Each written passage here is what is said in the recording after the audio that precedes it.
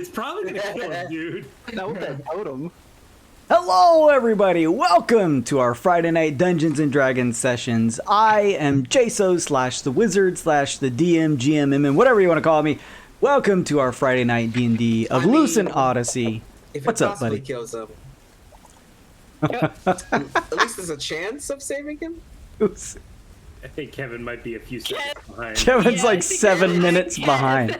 Oh no. Oh no. Let's go around the table. It's been a while, everyone. This is going to be a messy one. Who's joining me here on Friday night? Who am I? Where am I? I'm Luke, and I am playing Lincoln, who is a Warforged Fey Wanderer Ranger.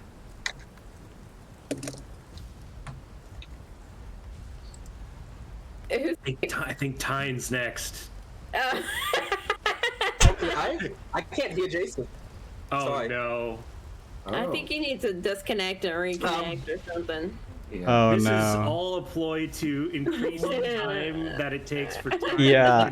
Yeah, I was going to say, this is going to be the most in-character introduction for him. Let him do the first half of his intro. He'll say it now, and then after combat finishes, he'll finish. Time 15-minute DC. R. R.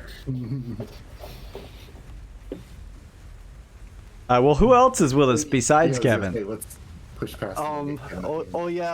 Forte isn't here. Sorry, but your boy Uncle Jim's here. This is Slim, and I'm playing Uncle Jimmy, a bugbear rogue of sorts.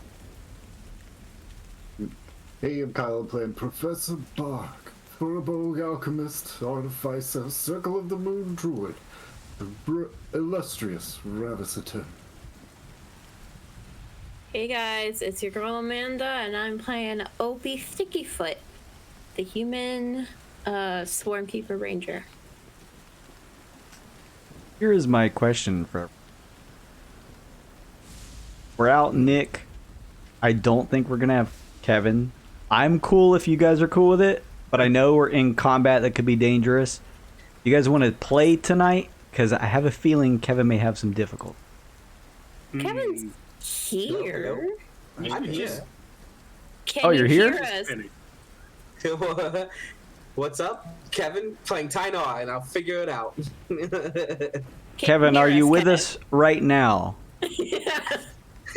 Can you not hear me? We can hear you. We're just trying to figure out if you're responding to us in real time. Or in the past. Kevin, say banana. Kevin, say banana. Uh-oh. Banana? Oh, yeah. Oh, okay. Okay. All right. It's not too That bad. was like a couple seconds. All right. All right. No. Look, let's play. Let's do it. Let's I spin the think wheel. we're good. Okay. Spin the wheel. We're playing the feud. All right, everybody. Welcome to the channel. Happy to have you all. Hello, Discordian. Hello, Babe. Hello, Mama Bear. Hello, everybody else. Welcome to the channel. This is Lucent Odyssey, session 16. Kevin is still on session 15. A huge thank you to our character artist for this session, Amanda Otten, who's provided some beautiful character art for all of our characters. I really do appreciate it. Go check out her socials. Go hang out on her Twitter while that lasts, and give her a follow her on her other socials when that eventually goes down. Tonight, there's going to be a Baglin giveaway. You get this little cutie that's not only a dice bag, but has a little Baglin hiding inside. This is going to be U.S. residents only. I deeply apologize, but shipping is insane, so U.S. residents only. Around, I'd ask usually for Kevin to remind me at 9:30, but it won't be asleep by the time. Okay, cool. Remind you at 10. Yeah, remind me at 9:30, and we'll have chat roll to see who wins that. We also use Twitch channel points here. You can check those out in the bottom left hand of the screen. See how many you have. Use those to give people +1s or a random elated or forlorn condition. You get boosted points for following, multiplied points for being a subscriber. We're trying to head towards a 750 follower goal. So if you're enjoying the content here, give the channel a follow if you haven't already.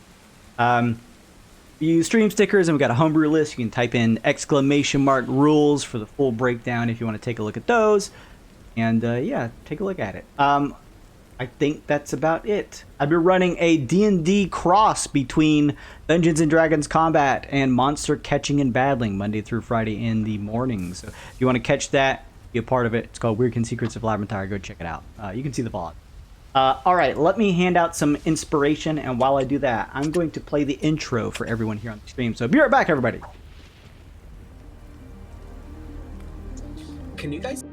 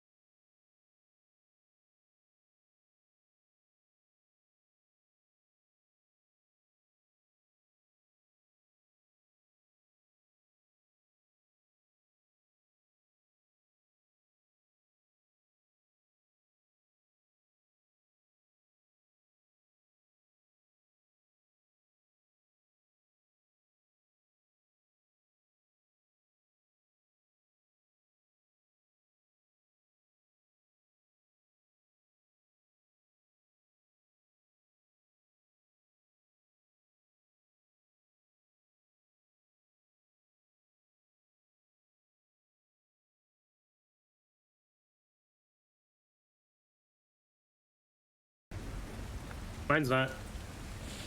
We're good now, everybody. Different back. We're just doing inspiration. All right. Yeah, I think I'm good. Unless All right, somebody cool. has something good for keeping Nicola. Nope. Somebody get rid of this fucking card. I don't like it. Deleted. You I said. like it now. Here, I'm gonna play my card, Jason, just so you can see it. This isn't different. I'm just making sure. Oh. Do you have spirit guardians? Oh, He does have that's spirit sorry. guardians. That's my fault. Yeah. That's from the heroic. Take one of these. Oh, maybe. Yeah. Okay. Mine says heroic on it too. Sorry about that. So that's a dope card. I like it. Told you it's been a while. I apologize. Oh no, you're good. He'll get one casting of Oh. spirit guardians, and then the concentration's gonna break. I have two of the same card. See here.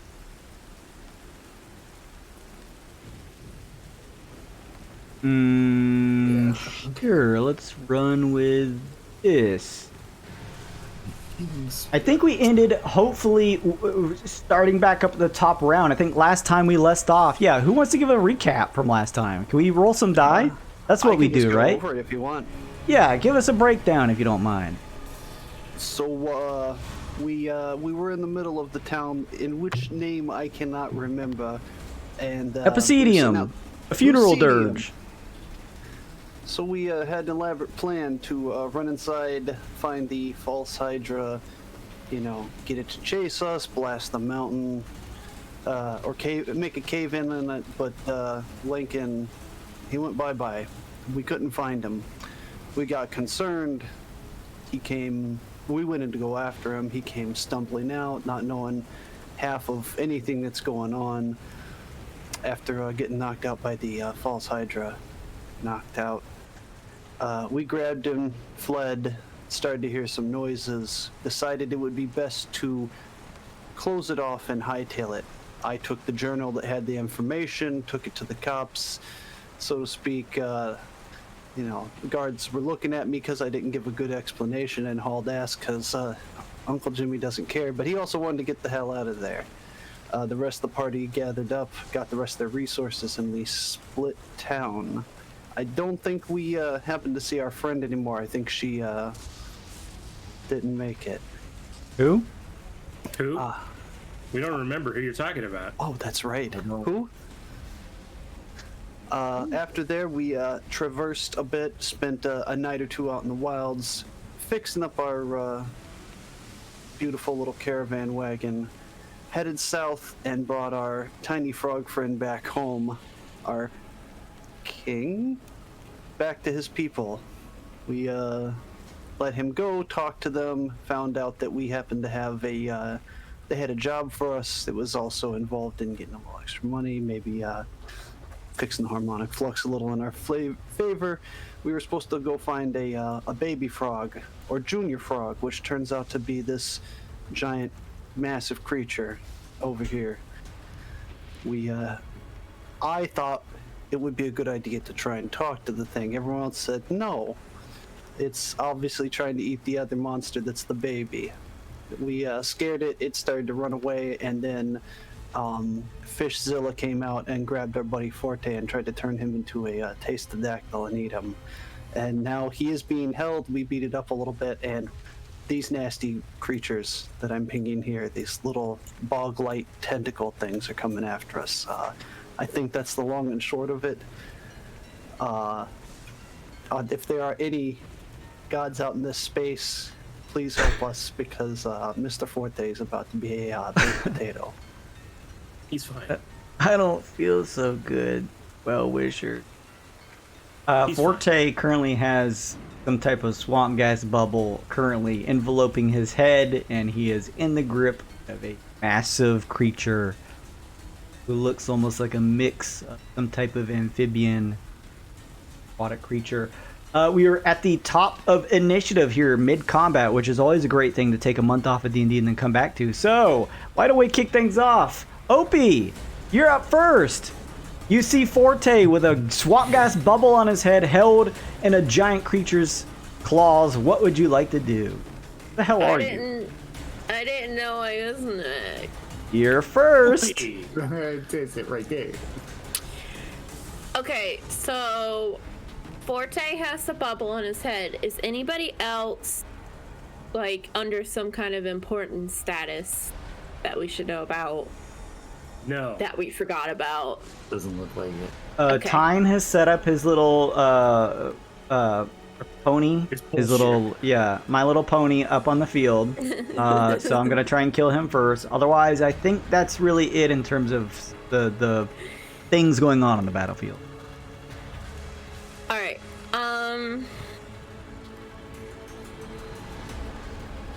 I'm kind of far from Forte, but can I make some kind of check on this bubble on his head and Sure. like what might help get it off? Knowledge checks are free, absolutely. What are you gonna want? Are you gonna want Arcana? You can give me whatever you want. I prefer something like maybe a nature or a survival. Or survival. Survival is best. I want to know if they're weak to anything. That's a 16. Opie, this is a swamp gas bubble. You can see it's kind of like a semi-permeable bubble that is surrounding a blue-tinged gas. You see them kind of bubble jauntily around in the air. They're consumers of exhale gases. They are attracted to fire, instinctively drawn to it, although they are highly flammable. Damage vulnerabilities, like a fire. It is a creature, yes. It is sentient. It is vulnerable to fire. And, as you can see from its semi-permeable form, probably won't take much from bludgeoning damage. I believe someone tried to hit one previously and it just kind of bounced around. Well. Yes, that's what you gather from that check. For the swamp gas bubble. Those are what I get when I eat Taco Bell. I think we just have Forte scorching ray the thing off of his face. Then. It says it's flammable. Is that just gonna scorch his face off? Yeah, it's on his head, so if you wouldn't mind, fire a firebolt so you can explode it, please. Okay. If you insist. Well, since Guys, my summon beast goes right after me, right? That's right. Yes. Okay, alright. I am just going to fire an arrow Which one of these things is most damage from what I could see? Probably the one on. We probably damaged the one on Forte's head the most. I would. Yeah. guess. Yeah, That you do see Probably best for that. a couple puncture marks in the sort of outer layer of the one on Forte's head that seems to be leaking a little gas. It looks like that one has taken some damage. And I can fire through Forte, right? Not To through. roll a natural one. Pass. All right, here we go. Longbow, we're doing Is it. right at his face. Does a 12 hit? A 12 versus AC against the swamp gas bubble. That hits. Oh, Not against the shit. thing on his head. Yeah. That's the swamp gas. Swamp gas. It is attached to his head. Yeah. Oh. That one there. Okay. That still hits. Sorry, Luke. All right, then 212. I picked the worst time to not include Roll20 chat on. Oh, Jesus. All right, The that's swamp 6 gas piercing, bubble. 11 piercing. Wait. Both of those? Yeah, Okay. 6 piercing damage and 11 piercing damage. yeah. He Is just that- sees 2 arrows. Stabs out both the time. Is it? I'm guessing it's not dead. You fire a volley of 2 arrows that sink into what you hope is not Forte's eyes, but you do see them strike the swamp gas bubble surrounding his head. You see you see a certain amount of what looks like vaporous greenish gas that seems to pour out from the openings where you struck it. And although the bubble seems to deflate a little bit, it still seems to keep its grasp held around Forte's head and is likely still alive in some Okay. degree. Then right after that attack, Opie's going to send out his swarm, Okay. and the swarm's going to try to pick it up Yes. and move it Yes. off Okay. of his head. How? So that is a strength saving throw Okay. for the gas. They just do that. If they Is- push it. Making up it'll- rules now. Yeah. No, it's she's not. It does it. It rolls pretty well though for a 19 heck? overall. Yeah. What the heck? Okay, and then I'm gonna send my flying frog, because that's a thing. What? He flies? Yeah, it's a flying frog, remember? No, I don't. We- I'm gonna- Closest we could get. I'm gonna send him over Flies now. to He flies now. They fly now? They fly now. attack, and that is where. Wait, what is that? Hit plus the spell's level, piercing damage. It was a good try with your swarm, OP. I was rooting. Yeah, for that was that. smart. Wait, that's not it. That's not a hit. Wait, how? Are you looking at the monster? Yeah, what's Just his? click the thing. It's in It doesn't D&D have- Beyond, right? It doesn't have one to hit. All right. What is this a spell? What is this? It's summon beast. Then it's your spell attack modifier, which So- should be under spells. You should see spell So attack. it's just D20. Yeah, it's at the bottom of that spell. It has the whole. Oh. It is Stat. not +2. There's no way it's +2. My it's spell on- attack modifier. Oh, +5. There we go. I'm sorry, y'all. I haven't played D&D possibly Look. ever. You know more than I do. About okay, it. so that's 15 to hit. So he does attack, and then that's Oh my god. Wow. that's 9. It's Damn. 1d8 plus 4. Good job, Frog. Alright. Fuck. And that is what type of damage? That is piercing. All right. What does it look like when this flying frog destroys the swamp gas bubble? That I'll never say that again in my life. So enjoy it. The flying frog flies up to the bubble and then his tongue just comes out, and it's really sharp, and it just pierces into it, and the thing just pops like a balloon. Like a 3D horror movie, Forte sees this sharp frog tongue shoot towards his eyeball before stopping about an inch away and pulls back. However, as it retracts the swamp gas bubble, the last bits of its bubbly exterior have been punctured enough where it can no longer keep aloft, and it falls slinking off of the head of Forte, off of him and down to the ground.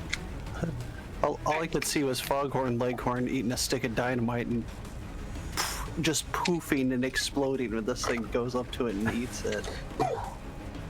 Does anybody remember why these butterfly feathers are in Forte? It's a healing spirit. I was gonna say, is that my healing spirit? All right, Mana, great use of your turn. Anything else? Yeah, really good turn. Thank you. Helped Sorry. Forte a lot. Sorry it took so long, but we Hey, got no, there. that's D&D And 5th then- edition. Thank you, I can breathe again. I'm gonna get me a natty ice.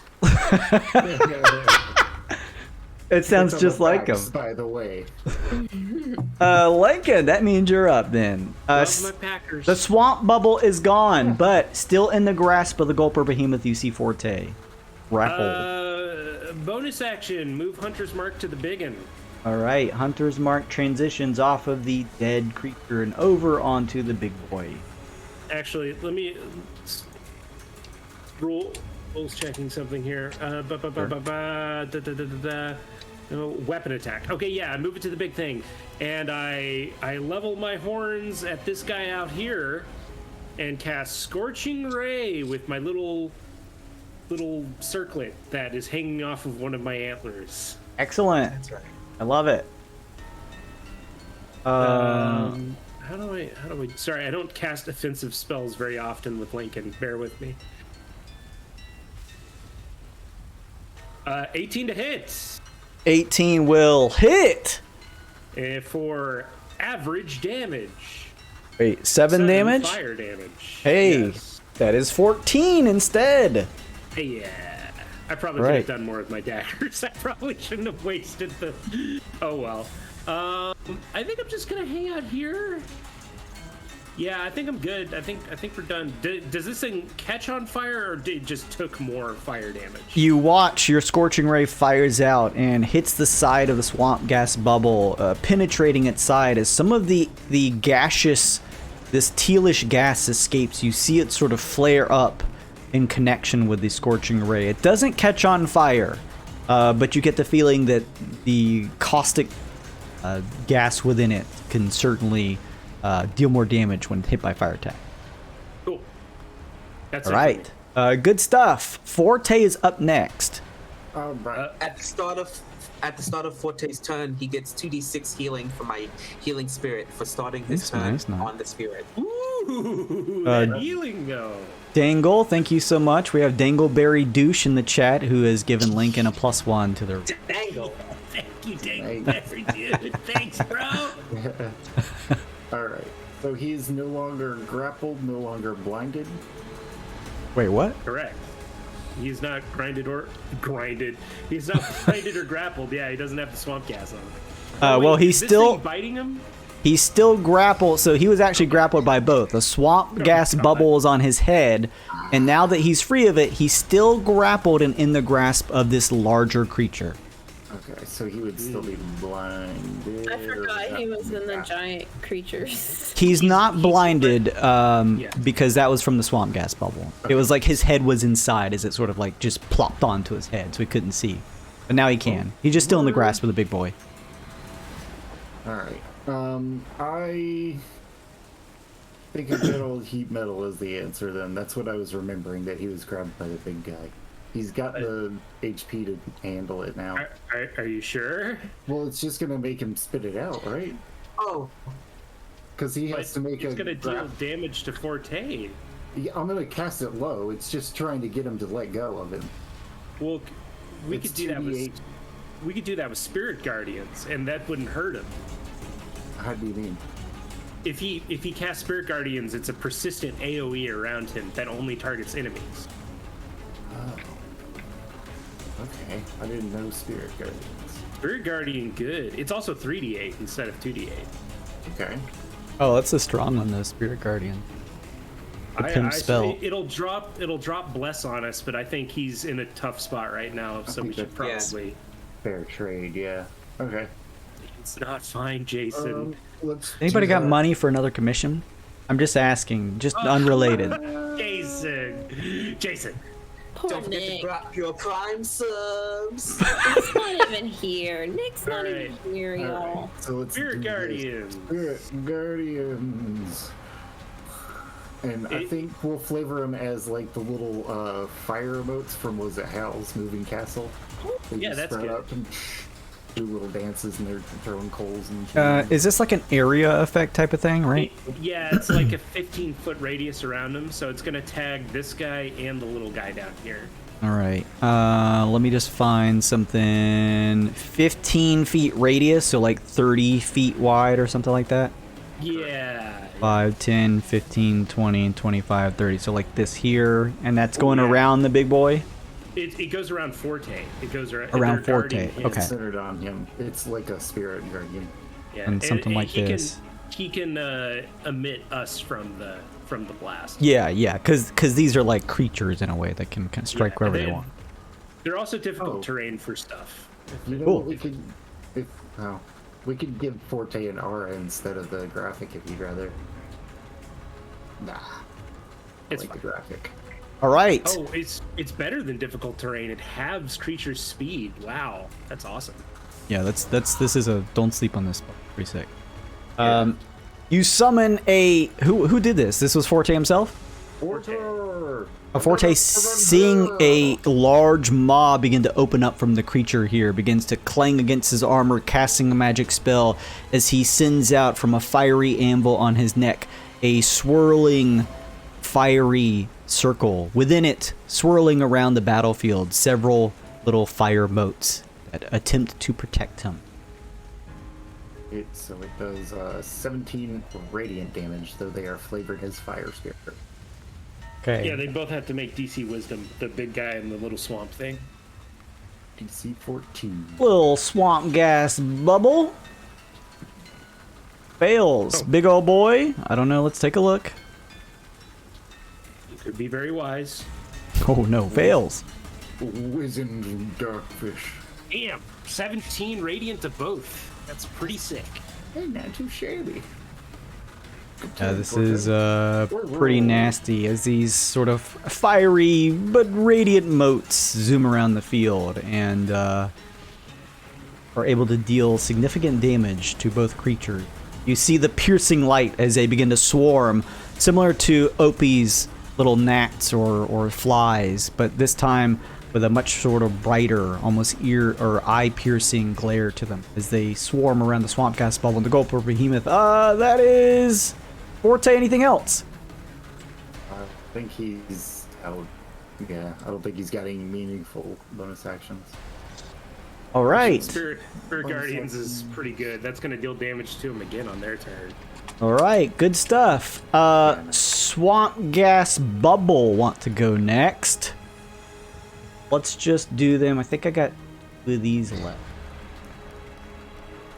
Your cart is plenty far away. The Swamp Gas Bubbles are bouncing around, bouncing over to time. Just bouncing around, having fun.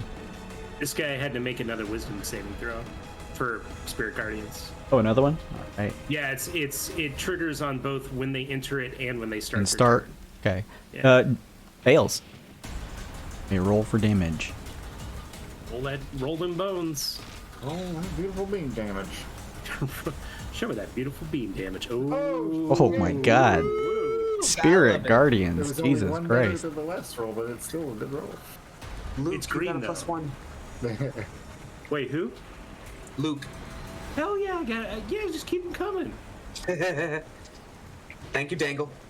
The swamp gas bubble begins to shift over towards Forte, or Tyne rather, but takes some significant damage from the eye-piercing light radiant motes that strike it as it comes over to Tyne and attempts to wrap itself around Tyne's head.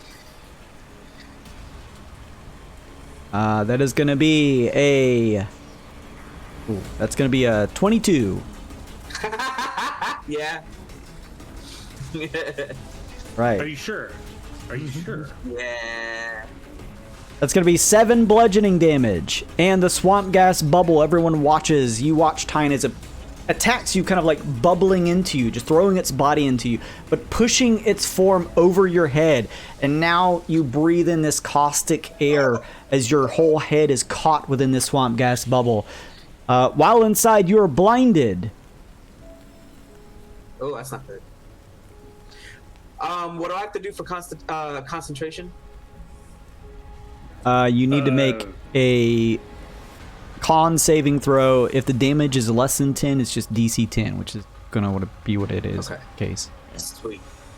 So con save DC 10. Your Constitution falls. Fucking course. Rutro, is that My Little Pony? No, that's the healing spirit. All right. You can't get rid of the pony, Jason. No, that's not concentration. That's just a thing. All right. The healing aura that Tyne was holding surrounding Forte unfortunately dissipates from his form. All right. I think that's it for the old swamp gas bubble. Okay, yeah, it's done. It's happily attached itself to his face. I'm sorry, Jason. I got a rules lawyer real quick. Yeah, this what's guy up? needs 18 more health. It's them starting in it when Forte casts it doesn't count as them entering it. Oh, but starting gotcha. their turn there does count. So they still took the 17 this round, but they're not going to double dip into it. Okay. All right. Good stuff. Thank you for reminding me. This one's going to move 5, 10, 15. Into the healing Barkin' spirit? move. Into the spirit guardians? You should move into the spirit guardians. 20. 25 moves right here. A little close down here to Professor Bark as it attempts to throw its body towards your face, Professor Bark. Oh, no. Back up. No glass. That is 15 versus AC. Yes. 15? Yes. You know what? It's too important. Kyle, you got a +1 from chat. It's Sorry. too important with my card. I pass it misses. Nice. Oh, nice. Good use of that card. The swamp gas bubble throws itself towards you, Professor Bark, but you just quickly pull yourself back, almost doing like a limbo as you throw your body back just as it kind of bubbles past above you and misses. You've already seen it attached to your friends. You don't want it attached to your head, so you quickly dodge. Yeah, that's going to miss then on its case, so it's just going to continue to sort of bubble around next to you. The swamp gas bubbles are done. The large creature is up next. Oh! His speed is halved. It might matter. I don't know. His speed is halved. He moves nowhere. Oh, shit. Yes. Oh. Yay! Oh. He opens his maw. You see several teeth. Each of them at least 4 inches or longer, long, spinely, as he opens his maw and attempts to bring it down on Forte. Don't like it. That'll be 14. Hang on just a second. Just 14. Just 14. 22 versus AC. Okay, never mind. Yeah, that. Boom, baby! What's that? Oh, What's that bring oh, Forte's Plus AC 3 to? AC brings him Nice. to... Oh shit, 22? No. Look at what his AC was. Wait, doesn't he have a shield? Does he not have a shield? Yeah, he's got to shield on. have. I think That's just with the shield, yeah. doesn't he have some type of move that'll boost his AC or anything? I just want to be sure. It's I the don't- defensive action. I don't. Yeah, he didn't dodge on his turn because he cast Spirit Guardians. Okay. Yeah. Yeah, Oh well. yeah. Everyone watches as this large behemoth creature slides Forte down into its body, swallowing him. No, it's not good. Hey, but He's gonna have bad indigestion from those spirit guardians. Its tongue, Talk about heartburn.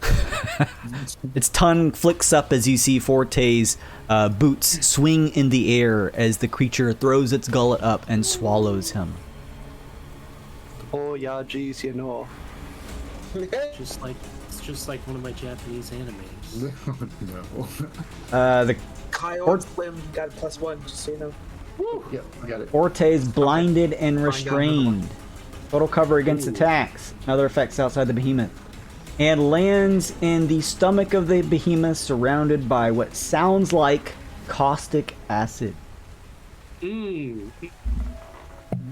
Jason, Nick's not even here. Still dead yet. You said half movement in this big old thing of Forte's, correct? Yeah, technically he can never get out of Now the he's centered zone. in, yeah. He swallowed the zone. So. Let's see. 5,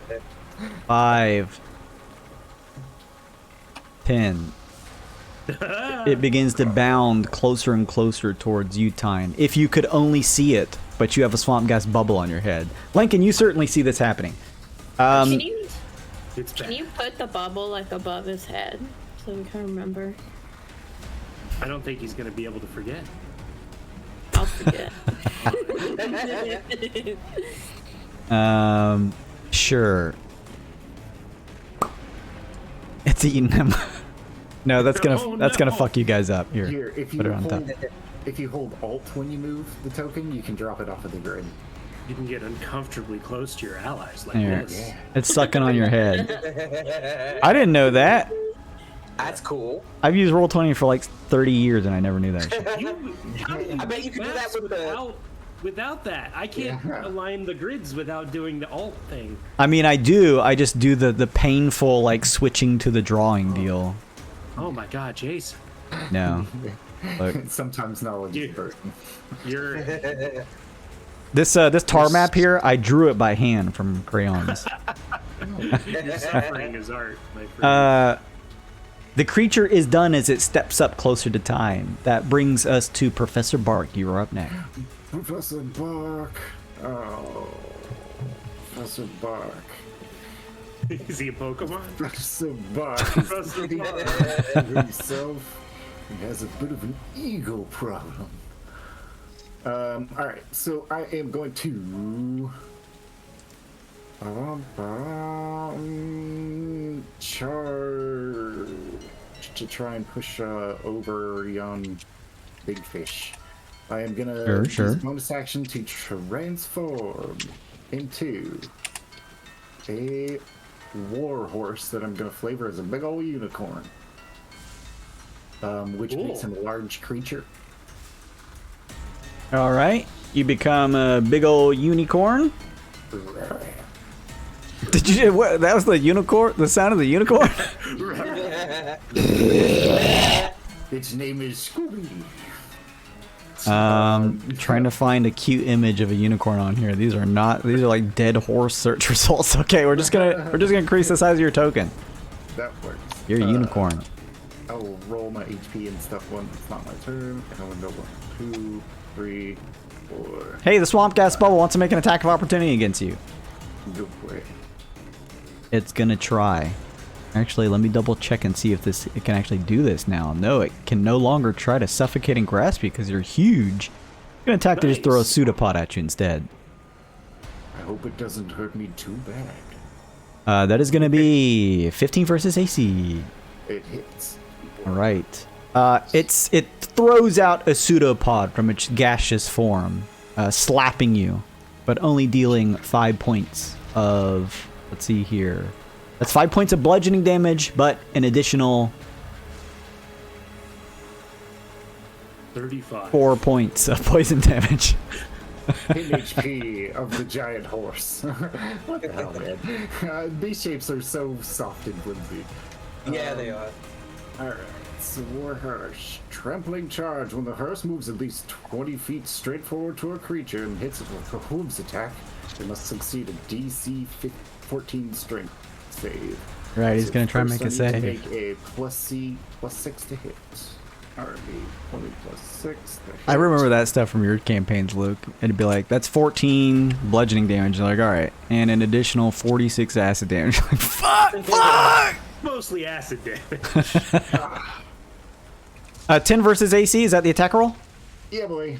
Unfortunately misses, as the large creature has no armor, but certainly a pretty big, fat, bulky exterior. Well, shit. The trampling only works if I hit it. With a guy 10 plus 6, I thought I'd roll better than a 4. Yeah, you like thrust your head into the front of this behemoth creature, but hitting it sort of like translucent belly, but it kind of just throws you back with its big belly. Alright, I'm gonna use my wild oh no, I used my bonus action already. The wild shit. Action and the move. Alright. No further questions. All right. I'm done. A good try. Uncle Jimmy, you're up next. Kill. Oh man. He runs. Kill. Jimmy. Thing off my. Yeah, it was my. This thing's gonna come and get me. Damn it. Alright, Uncle Jay's gonna take 10 feet of his move. Uh-huh. Make sure he can hit old swamp ass over there. And he's gonna take a shot at the swamp gas on top of Tyne's head. Now, just to ask ahead of time, if I shoot and hit it with a successful attack, is it going to help Tyne? Or hurt Tyne? Yeah, no. No. Okay, I just Just want to don't make sure. just don't roll a natural one. Oh man. Don't say Feel those like words. you're pretty. You can place your shots pretty well, Uncle Jimmy.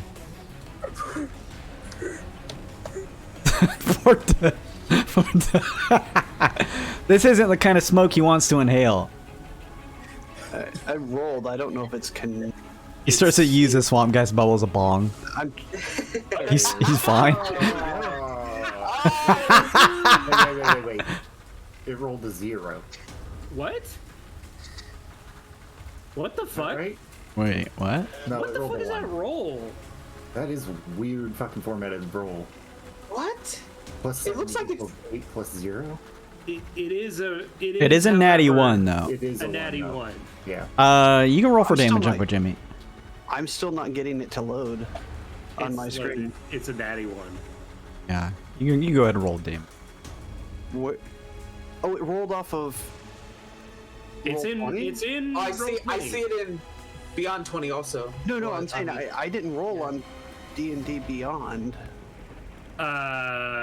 You rolled on something, buddy, because we see a weird. roll here with your I was hand just- crossbow. I was gonna say I should have taken the aim action ahead of time, but I needed the movement to get the hell away, anyways. But does it count as a sneak attack roll? Were you intending it to be? That I don't have a choice on that matter because it's encompassed by a friendly ally on that space. Absolutely. Let's see.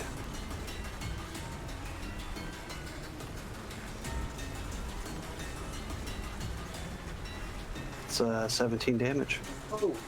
Sneak attack is optional. You can deal extra damage. Okay, so can I save my sneak attack for my secondary attack then? Yep. Okay, So just then, 6. then he takes 6 piercing, and I'll take a second shot with my bonus action. So, the swamp gas bubble does take 6 piercing damage. And Tyne, you feel a stab in the back of your neck as you also take the damage yourself. Awesome. Fucking cool. It's a ventilation port. It's like a tracheotomy. Now you can breathe. Oh, fuck. It's the cob. Since it was a successful attack, I did make it with a hand crossbow. I get an additional attack. Right. What do I take, Jason? 6 damage. Piercing. 6 also. Okay. All right, my choice again. 15. Alright, 15 will hit. Okay, now I'll use the sneak attack, damn it. You saw Tyne's head sort of throw back a little bit with that shot, and it feels like it zeroed in maybe a little too well as you aim just a little bit away from I love Kevin's reaction. You retake aim this time hitting. That's a 22 damage. Oh shit, that's good stuff. Aiming slightly higher, this time hoping to miss the back of the neck of Tyne. You fire off. The shot launches, landing directly into the swamp gas bubble. Alright, I'm gonna take the rest of my movement then.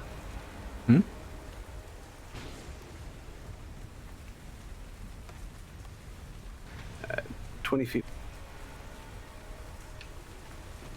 All right. Anything else, Uncle Jimmy? That's it.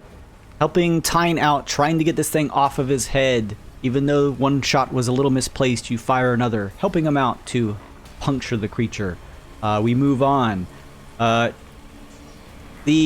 large frog-like creature up above, the one who you now realize is the one you intended to save, sort of cowers behind the skeletal mass of what appears like some type of elephant or mammoth-like creature, cowering in fear as the large behemoth attacks you all and continues. We move on down to Tyne, who is stuck in the swamp gas bubble.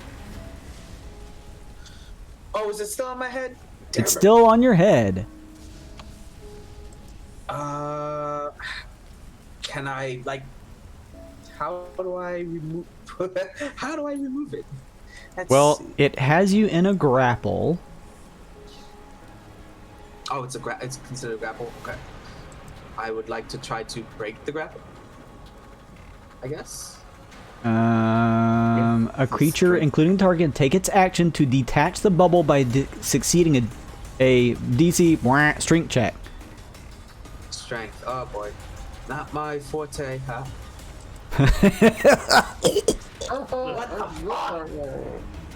What the fuck? Tyne, you reach up to try and pull the swamp gas bubble off of your head, and you almost feel like your hand starts to slip in and get caught itself, so you quickly pull it back out. Unfortunately, you're not able to pull it free. It's the super glue thing. You start gluing yourself. It's an SNL skit with Tyne over here. Right now. Well, I know the giant thing was in front of me when I could see, so I'm just gonna like kind of stumble backwards a bit. Sure. Am I allowed to move? Yeah, you can move. Okay. You do know that you would be in attack range, though, of it. You do know that, yes. You do at least remember seeing that the thing was bounding towards you. Yeah, so I'm gonna try to stumble backwards to try to stay out of. It will try to hit you, probably. You would know that much. Oh.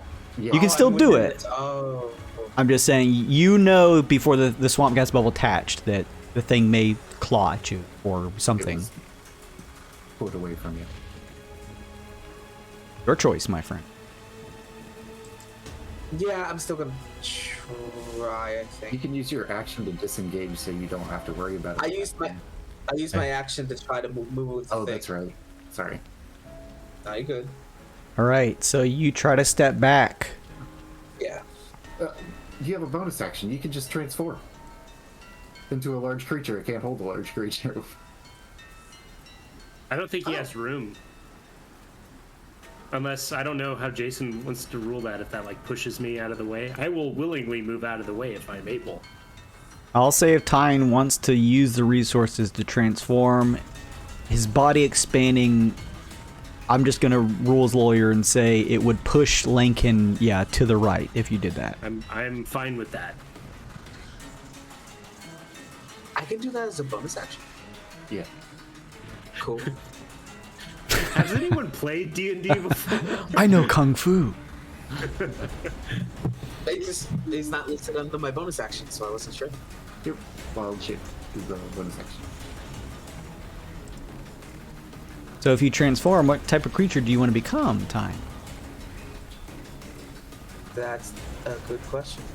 Large animals, you got a giant lizard, a roth, a cow, an ox, a hadrosaurus, which I think is a swimming thing, a giant goat, a draft horse, giant goat, axe beak, an elk, a camel, riding horse, or warhorse.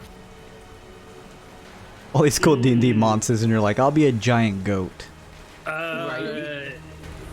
Not to rain on everybody's parade, but what is your druid subclass, Kyle? I'm certain. Yeah. I can move. Yeah, it's an action. I can't. Okay. Yeah, this was a big waste of time. I'm sorry. That's okay. Hey, it's the only druid I've ever played. So it's good tactical stuff to try out. I understand. Are you still gonna try and move back in that case, Tyne? Yes. All right. Yes. It's going to try and bite at you now that it's swallowed Forte, and this will likely miss. That's gonna be 12 versus AC. Just barely misses. Holy All right. Oh, You see the large maw, the creature that just swallowed Forte, come chomp down. Well, actually, no, you don't even see that. But you see this silhouetted darkness chomp down ahead of you as you're able to step out of the way. You feel like you just dodged something pretty perilous. And, yeah, move wherever you're going to move now.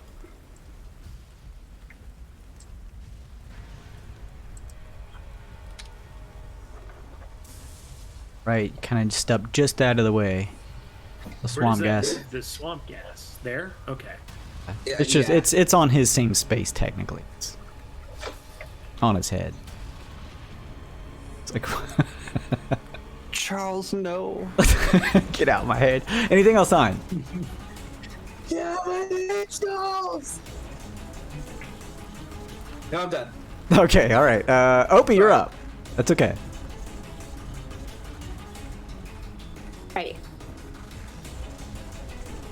So here's what we're gonna do. We're just going to... Is this thing off of Tyne's head or still on him? No. It looks relatively damaged from the shots that have been fired at it, but it's still stuck on his head. Well, then I'll attack that. Sure.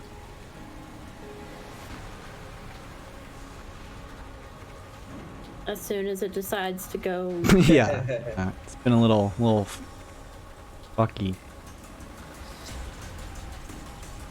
Well, that works because I was There gonna it do is. 2. So that's a 17 and 14. They both hit. Yes, both hit. Okay, so that's 15 piercing. What does it look like dead. when you take this thing down, Opie? Yay!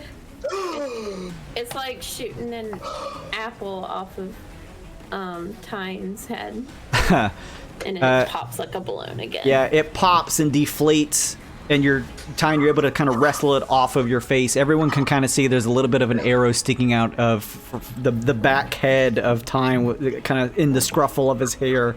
A misplaced bolt. But you are free from the swamp gas bubble. All right, what else you got, Opie? Oh. My little frog's gonna move right there. Okay. Go another one. This one. Yeah. It'd be funny if that is the big phone. Murder. To do an attack on the big thing, specifically. Well, I don't know if it'll matter because Forte's all the way in its stomach, isn't he? He has been swallowed. Well, No my longer see frog's where he gonna- is. My frog, we don't see where he is? You don't see where Forte is. Oh, we can't Okay. see. Oh, that's not good. I mean, we saw him get swallowed. Yeah, like you saw him get swallowed, but you know he's not visible to you. Well then my frog's just gonna attack this guy. I thought you were gonna say your frog just tries to sneak down the gullet of the creature. No. I'll save you. Oh yeah, that's 24 to hit. 24 will hit. Nice. These rolls, good stuff. And then let's roll. That's 11 piercing. 11 piercing, okay. Your flying frog shoots out its shark-like tongue. It kind of stabs into the transparent abdomen of the large creature, dealing the damage to it. Anything else? That is it for me. Nice stuff. Lincoln, you're up. Wait. Forte's been swallowed. Oh, what? Actually, Opie's gonna move back. Hold on. Let me do a measurement. Moving back. Oh yeah. Opie's gonna move as far back as he can. 5, Okay. 10, 15, 20, 25, 30. Okay. Run across the dry land, hearing the tar bubbles as the rain pelts you. Lincoln, you're up.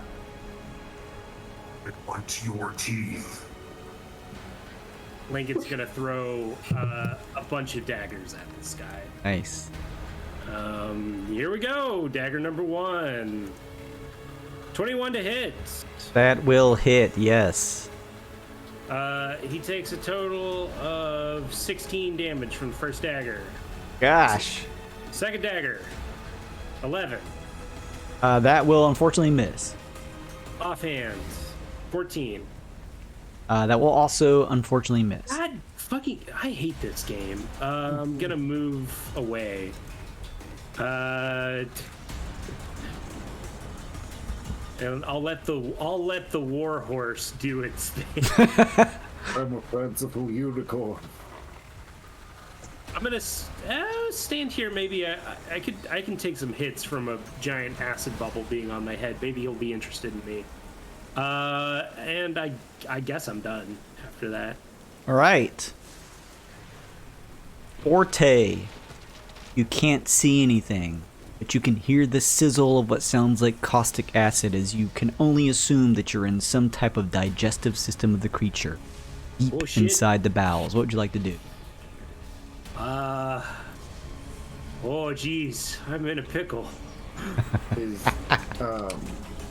Does he take any acid damage or something from being inside Tommy? You get the feeling once it hits the large creature's turn that will likely happen.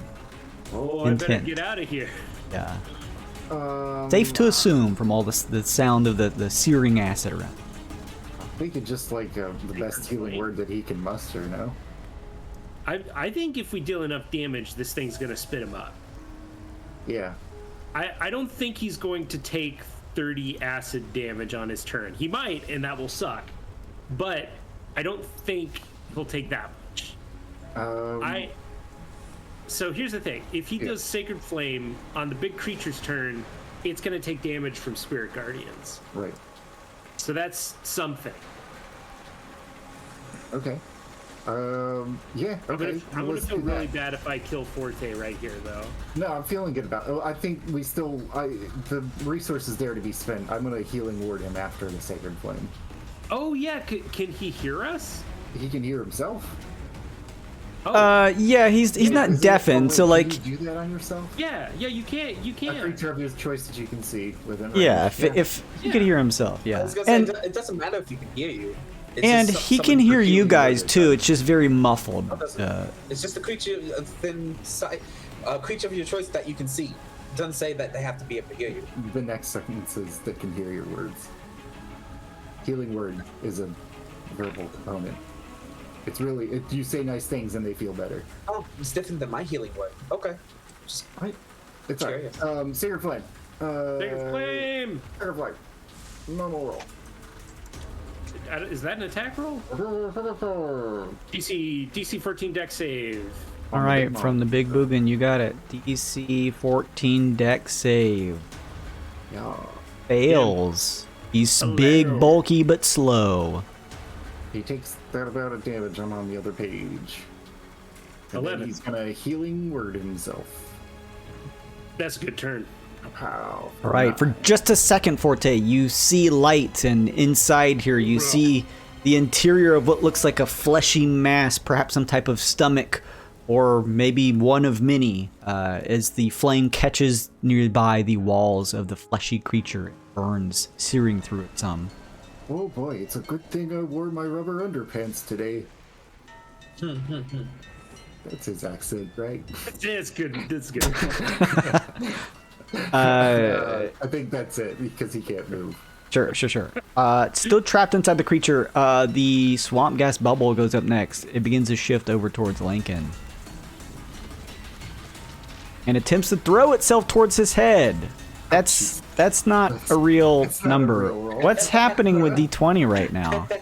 What are these 2 exclamation points? Yeah, Is I'm it gonna a roll off saving my roll? phone because I'm a little suspicious of this roll. I'm doing it straight off of like the die track on the left-hand sidebar.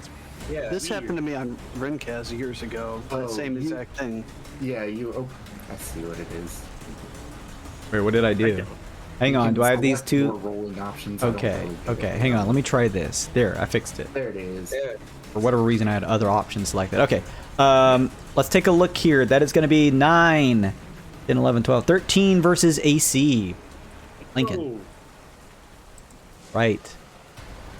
It shoots its body towards you, Lincoln, but you've seen this enough times and you sort of bat it away as it misses trying to engulf your head. That's going to be it for the Swamp Gas Bubbles. The Gulper Behemoth is up. Forte, you are inside. As much as you've been trying to hold yourself upright, as the creature begins to shift its form, your boots slide, and underneath you as you fall backwards, you feel caustic acid run up your back. he's got to make a wisdom saving throw. I need to make a wisdom save. It fails. Holy shit! Kyle, you're on a roll. Keep rolling for Spirit And then Guardians. Forte is going to take 12 points of acid damage. Nice. I'm finding spirit there. I'll roll his con save while you do that. Sounds great. I like it. Oh, he crit that because he Yeah, has yeah. advantage to maintain Completely concentration. fine. Oh shit, we looked at the sun. Oh, yes. Oh, well. 10. Right, the Spirit Guardians kind of continue to swarm around the creature as it sort of holds its distance here. Forte, you feel the acid slide against you. It turns its attention towards you, ignoring the little baby flying frog next to it, and sees this large unicorn-like creature Professor Bark has taken the form of, and is going to... Professor Bark, be careful. He looks so hungry like he could eat a horse. I'm a unicorn. Ugh. God. Hang on just a I second. missed you too, Luke.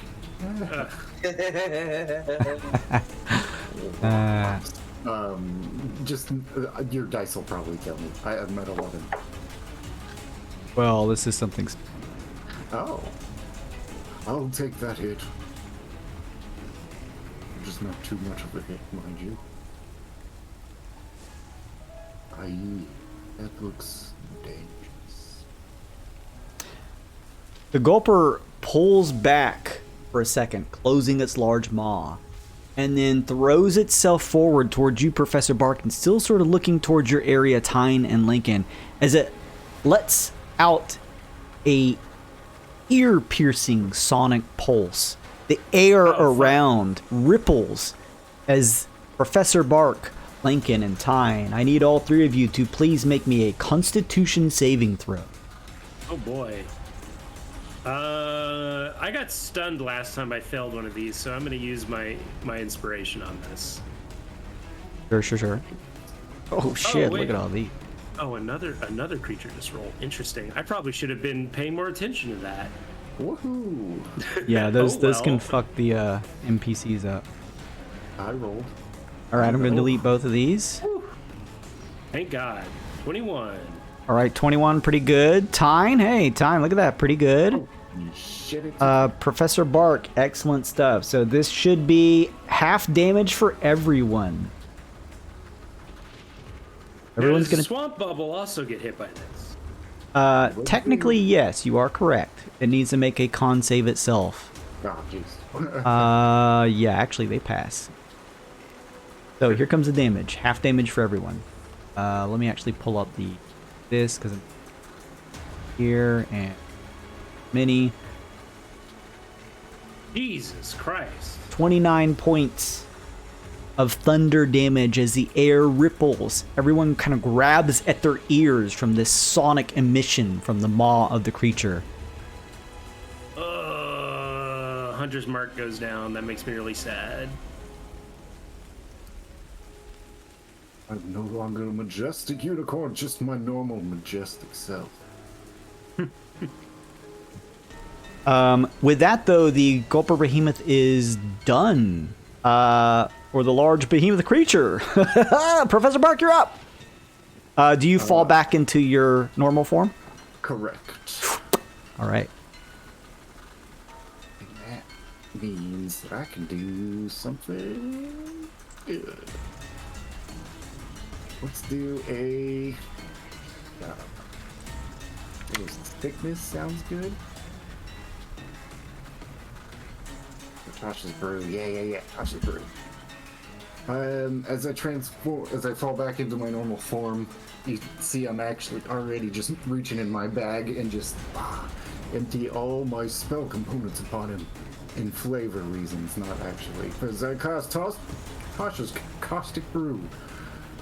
He has to make a DC 13 dexterity save or take. All right, fails. He takes 2 acid damage, but he is covered in acid and must repeat the process next turn. He takes 1 point.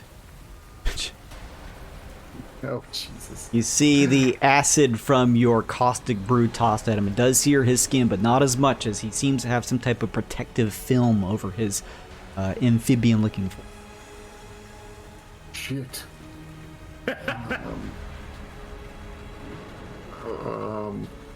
A unicorn. And I transform back into a unicorn. When in doubt, become unicorn. Right. Maybe. Very cool stuff. Anything else, Professor Bart? Nay. Uncle Jimmy! God. That was at least in the flow, but come on. Give me that. Uncle Jay takes a 5-foot movement forward and is going to shoot at the stinky gas cloud. Okay. Stinky. That's 26 to hit. Totally hits all day.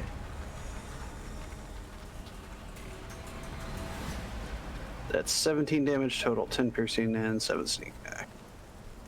A big bolt fires through the swamp. Gas bubbles form next to you, Lincoln. And I see some gaseous air leak out as the bolt kind of just pierces right through the... pretty good stuff. Nice. Bonus action, 1 more regular attack. That's a big old fat 9. 9 straight, no bonuses? No bonuses. That will hit! Nice. It's just gas. Yep. It's just gas, baby. He takes OAC. loading, buffering. He takes 5 piercing damage because there's no sneak attack in the second. Right.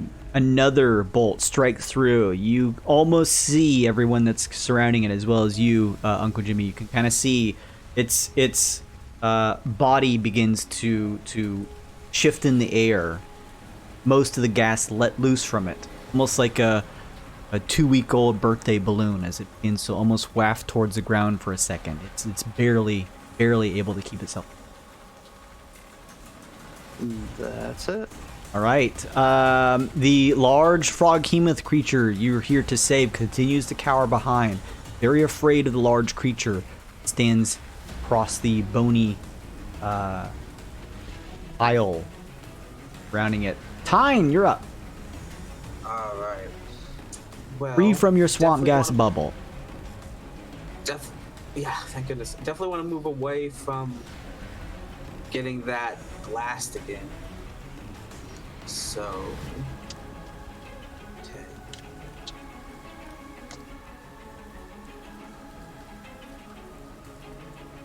Be back here. Mm-hmm. And I feel like saving Forte is pretty important, so Is swallowed. I'm gonna call out the big guns and cast Call Lightning. Oh shit! And Those it big guns. And because we're in a storm, it gets an extra D10 of damage on top of that, but it's a DC 15 Dex save. DC 15 Dex save. Yeah, so and I'm focusing it obviously on the big boy. Total cover means no damage, correct? Rules I don't lawyers. think Targeted. he can't be targeted. Yeah. Okay. So what is? I guess it says like all creatures must make Dex saves. Then that would include him, I think. Oh, gotcha. Okay. Yeah, it casts on a point, and every creature within 5 feet of that point makes a dexterity saving throw. If the creature's mouth is closed, it needs line of effect. if there's not a line of effect to Forte, he can't take the damage. Okay. That's probably where the It's total only cover with comes in. a So he's like 5 foot inside the belt. distance. If it's big enough, I think you could rule that it doesn't reach him anyways. The behemoth-like creature completely fails. Hell yeah! At least we're getting lucky here. So it did both. Sorry. So it did a total of 17 and 20. What? 5? I think 25 points of lightning damage. 17 plus 8? Yeah. Yes. Oh, because it's raining out? Yeah. Yes. So it gets an fucking extra dope. d10. That's dope as shit, man. What's it look Rain like dance as you thunder. do this, Fine, as I you just- stand here in the rain? Take it, put my hands up and I just sort of close my eyes and I feel the motions, the air. I just drop my hands and lightning shoots down from the sky above the creature. It's pretty overcast here, but everyone sees is there is a shadowed form that begins to build up underneath Behemoth as you all look up and see the cloud coverage gathering together in a swirl as Tyne brings his arms down.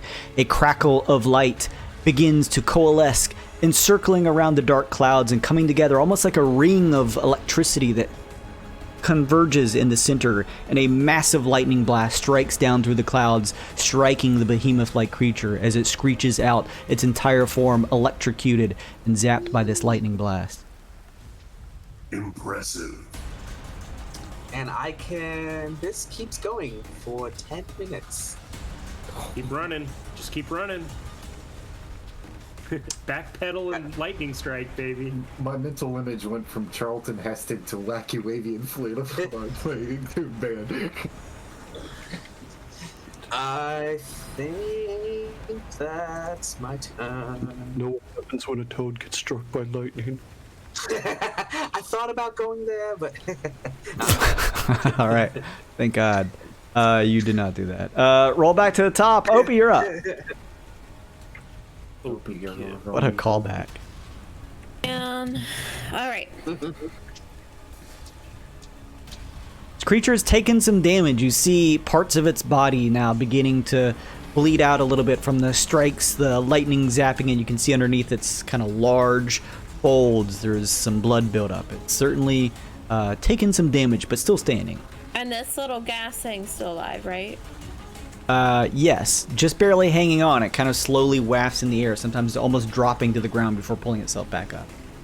Okay, well, Opie's gonna take a shot at that. Only one right now, hoping that just one will kill it. Can I add a +1 on an attack roll? Yes, sure. Well, then I'll add a +1 to make that 12. That technically hits. Technically. Okay. 6 piercing. sounded Oh. just like Jason.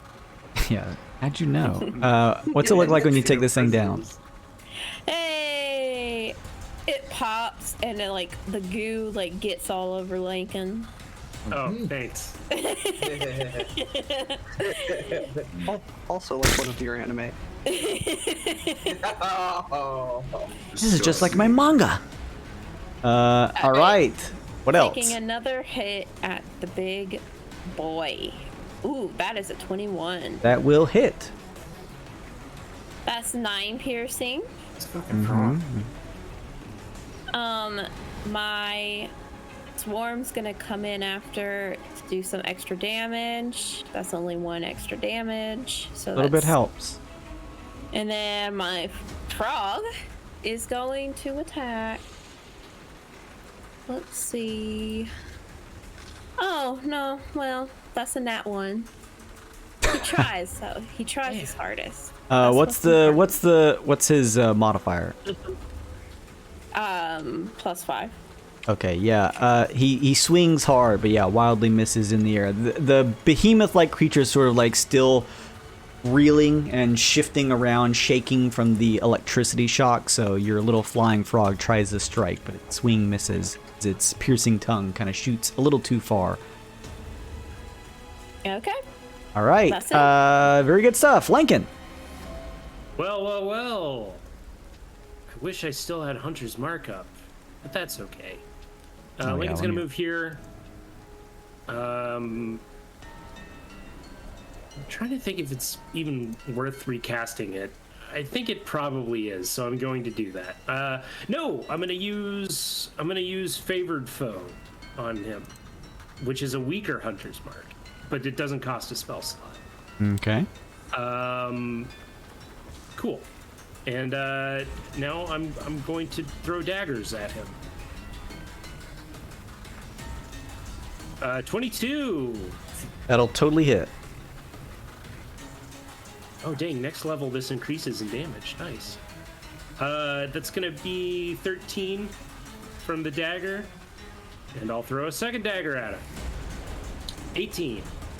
18 will hit. That's gonna be 21 damage total altogether. Sticking them with daggers. You sling out 2 bony daggers that pierce into the sides of the behemoth creature. Anything else, Lincoln? I'm gonna move back here, and I'm done. With that, we move over to Forte,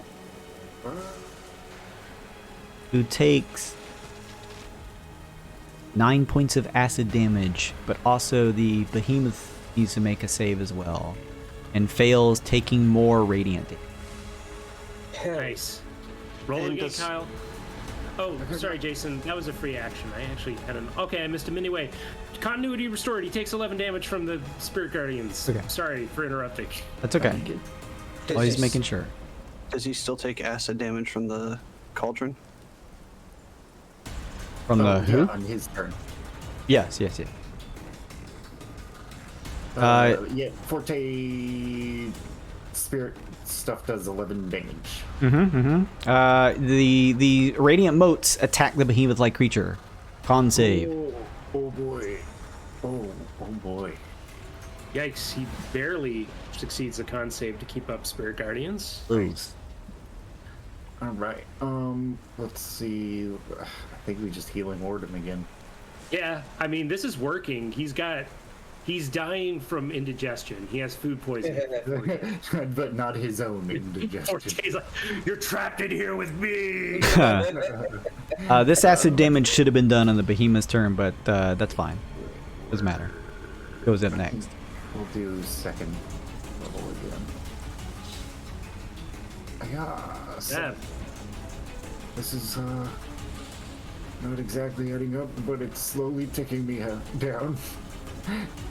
Okay, and that's probably the end of Forte's turn. All right, that brings us to the behemoth. That's where Forte would have slipped and fall back into the acid and take that damage that he already took. The Gulper behemoth is going to attempt to recharge. Recharge get. Oh no, that's not great. He takes 6 acid damage unless he takes his action to wipe off the acid from him. He will take 3 acid damage. Oh no, my plan. Thank you for putting more mucus on my mucus-covered body. The behemoth lifts its face to the sky and opens its maw to give out a roar as it turns towards you, Professor Bark. And I won't bring the graphic up again, but essentially, Professor Bark, Lankin, time's just out of reach. Another sonic screech. Please give me a Constitution saving throw. That could have been bad. Oh, Feel it. Here's where the bottom falls out, boys. Save. you Yeah, all right. called it. Half You're like damage. Babe Ruth, but for bad luck. Half damage for Lankin, full damage for Professor Bark. Oh, not 13. bad. Hey, I Thunder survived. You damage. can just roll like that every time if you want, Jason. Yeah, That's seriously. Bunch of fine with me, man. Chain. I mean, I am bloodied though. If someone named Forte has a healing word for himself or Tyne, I don't know. I just can lightning then, but that's fine. I can definitely heal you. Healing words. Oh no, you can Bonus healing action. word in lightning. Healing word's a bonus action. Oh The yeah, yeah. The behemoth is done. Professor Bark, you're up. Professor Bark attempts to shove the. No, we got ranged characters. That's a bad idea. Well, yeah, you can just push him back, right? Yeah, yes, that's fine. So the creature 5 feet away. Okay, well, it's not nothing. Special melee attack. Attack. +6, I think it was. +6, I think it is. Kick his ace. Yeah. 23. I push him back 5 feet. Unless it's Right. higher AC than that. No, that's a pretty strong hit. You full force charge your entire horsey body, Professor Park, into the stomach of the behemoth-like creature. And you push hard, pushing your hooves against the tar muck beneath you as you throw the creature back 5 feet. I'm hoping.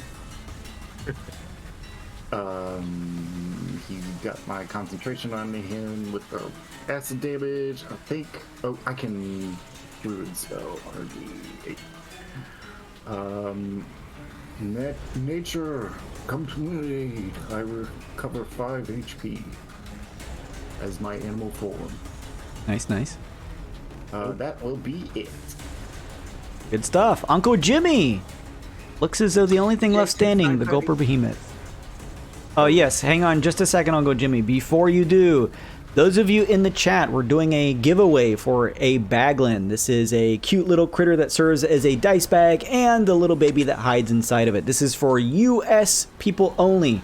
So I'm very sorry for those of you outside of the U.S. It's just shipping charges are insane. Those of you in the U.S., though, in the chat right now, give me a !roll space 1D100. Whoever rolls the highest will win this cute little Baglin baby.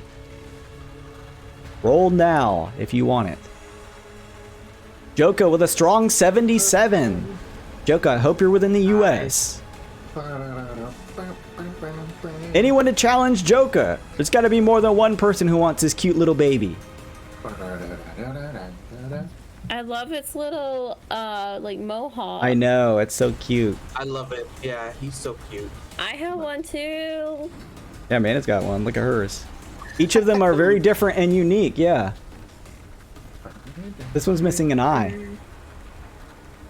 All right, going Doesn't once. look like there's anyone. Yeah. Going twice. Joka wants it. Okay, Joka, you win this cute little Baglin baby.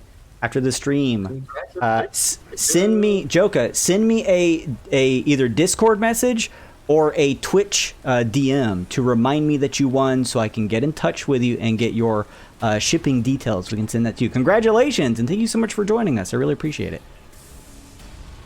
You're gonna get yourself a nice little dice bag with a little dice goblin hiding within it.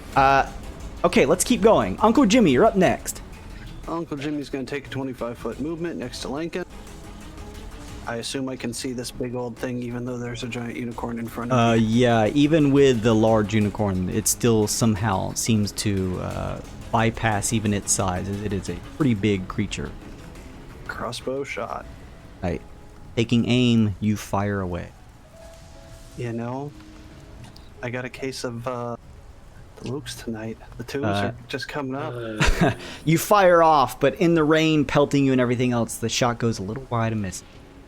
I'm going to take one more shot then. Sure. Loading up another bolt really quickly, you take aim and fire again. This time honing in on your previous misfire. A well-placed shot, 26 hits. Feast or famine.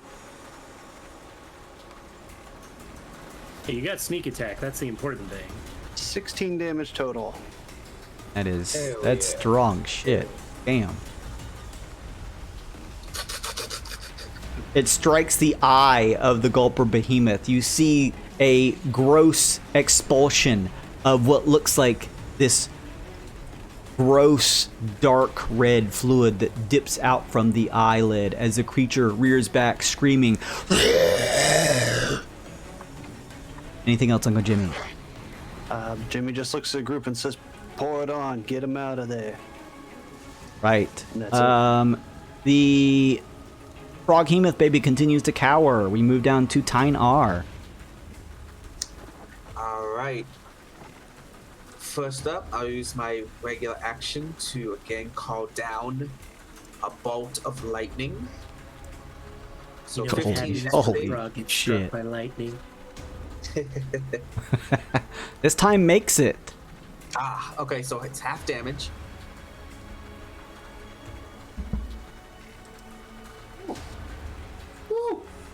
Oh, It already rolls the It already extra does that. for you. Yeah. 23. All right, 23. Okay. Well, Not bad. Not bad. Bring down your arms again, Tyne, and another bolt strikes from the clouds, piercing the behemoth as it screeches out. looking that direction, also seeing that Lankin looking a little rough, I will cast at second level Healing Word. Heal yourself first, man. I'll get the extra healing from the unicorn.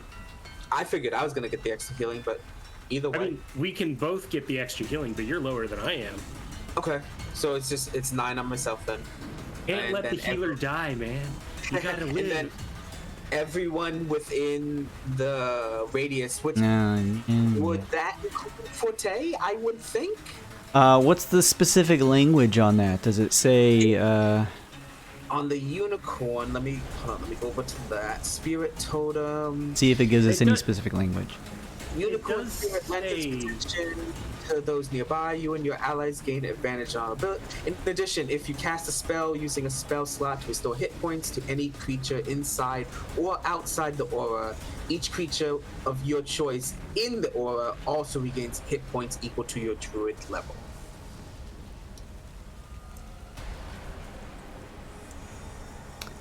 I think there's not line of effect to him, but I think this is a Jason call. I'm gonna stick to the sort of rules we've established thus far. Line of effect. If the lightning can't hit Forte, that helps him, but at the same time, the healing cannot also help. Can't reach him inside the creature. That makes sense. That makes sense. So, but the rest of us. But everyone else heals. Yes. For how much? 5. I'll take it. And I got 9 for the actual spell. Back up to 25. And it didn't move, so I should still be out of range of that big attack. So I'm gonna end my turn. Yeah, and Professor Bark's helped by pushing him back some. Ending turn there, tying. Good job. Opie, you are up. The creature is not looking great. What would you like to do? I'm just gonna hit it. Using your bow and arrow? Yeah, so as it decides to roll. That's a 19 and a 22. Both will hit. Nice. Nice. Tell me the damage of the first one. 6. All right. Channeling everything that your mother and father have taught you to be a powerful frog. Your moms, yes. Your powerful. How could you forget about my mom? it's been 3 months since we played. You know what to do. Cancel this man. Sorry, I said something heteronormative. Our channel disconnects. Channeling your mom's warrior-like energy, you take aim, Opie, and fire away. Your arrow flies true, even through the thick rain. What does it look like when you strike down the behemoth? Forte was still inside, right? He is still inside. I like to think I pierce it. Yeah, I pierce it in the stomach. And Forte's hands come out. It's like fucking Ace Ventura 2 of him climbing out of the rhino. This does start to happen.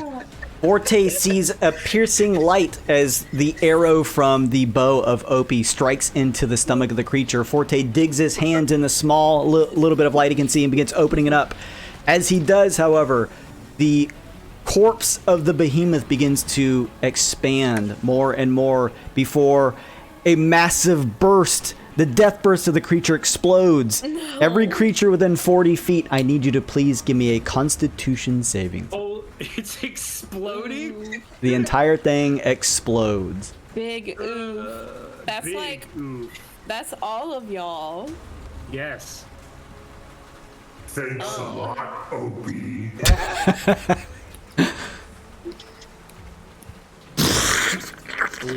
Lincoln's about to get his teeth. He's about to get the teeth he wanted right into his face. Ooh, come on. Maybe I should have taken that extra healing from you after all, Kevin. Can I uncanny dodge that if it does hit me? I mean, if that works with it, sure. Hang on just a second. Let me take a look here. Okay, I'm just gonna tell you all the creature's dead. DC is 16. Half damage if you pass, full damage if you fail. Here it comes. As the creature erupts, pieces of its body blasting everywhere. Forte being kind of thrown as it does. Acid spills around from its entrails across the battlefield. Everyone who failed takes 20 points of acid damage. Those who pass take 10. That's... ouch. 20, you said? Oh, man. Yes. I am just hanging on. But if it's dead, we're good, though. We can all heal each other. I can heal you guys. Yeah, that's what I thought. I didn't think it would count there. Combat's over, so... Everyone sees in the mishmash is what's left of the bits of the corpse of the creature.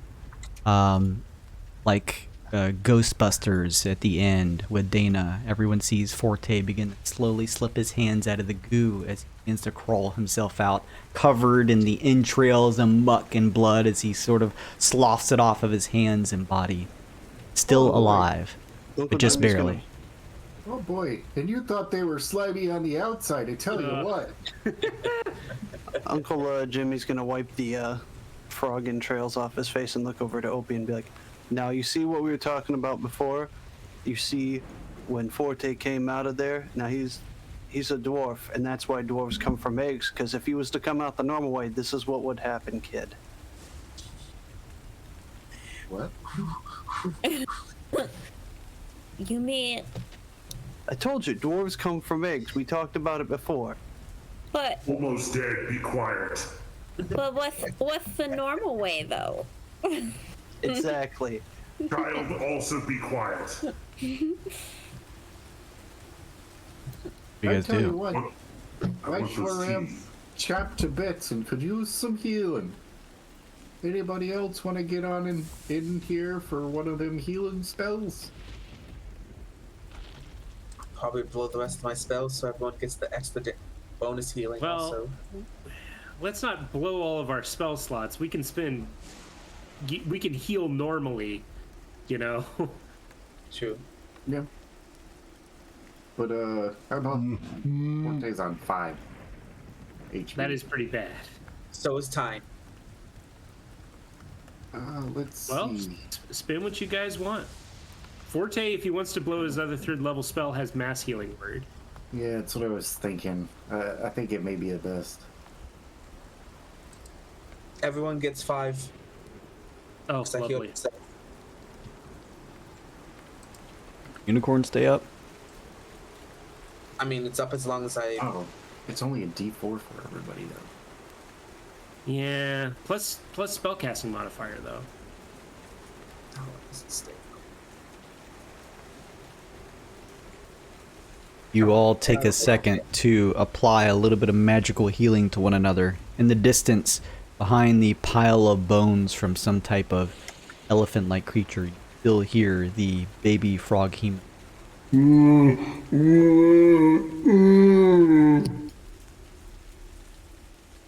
Somebody want to go talk to him? Maybe frog to frog? Opie will make his way over there. Everyone else who was a little more in close range of the blast of the entrails of the creature are taking care of themselves. You step on over Opie. You can see the creature is large and pretty menacing looking if it was a foe, but here you see it kind of huddled over, just kind of like with its knees bent. Instead of arms, it has these long sort of like tangly tentacles at its sides, but it's sort of like wrapping them around its eyes, and you see one of its arms kind of sticking out a little bit, a tentacle that seems to have been hit by one of the entrail pieces of the creature and has taken a little bit of what looks like an acid burn as the creature looks down at it and continues to whine and whimper. Do you need some healing?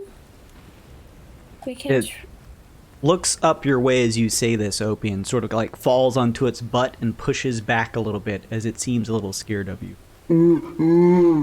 No, it's okay. We were sent here by King Lord Toad to find you and escort you back to your home. Make a animal handling. Oh, am I good at that? Nope. I'm just gonna go ahead and use my advantage. Give it a second. It likes to take its time nowadays. Calculating. For some reason. Hey, 21. Nice. Well, 20 is refiguring all their computing power to see how screwed they're going to be by the new OPL. 21. The creature continues to bicker and moan. But it seems to let its defenses down a little bit.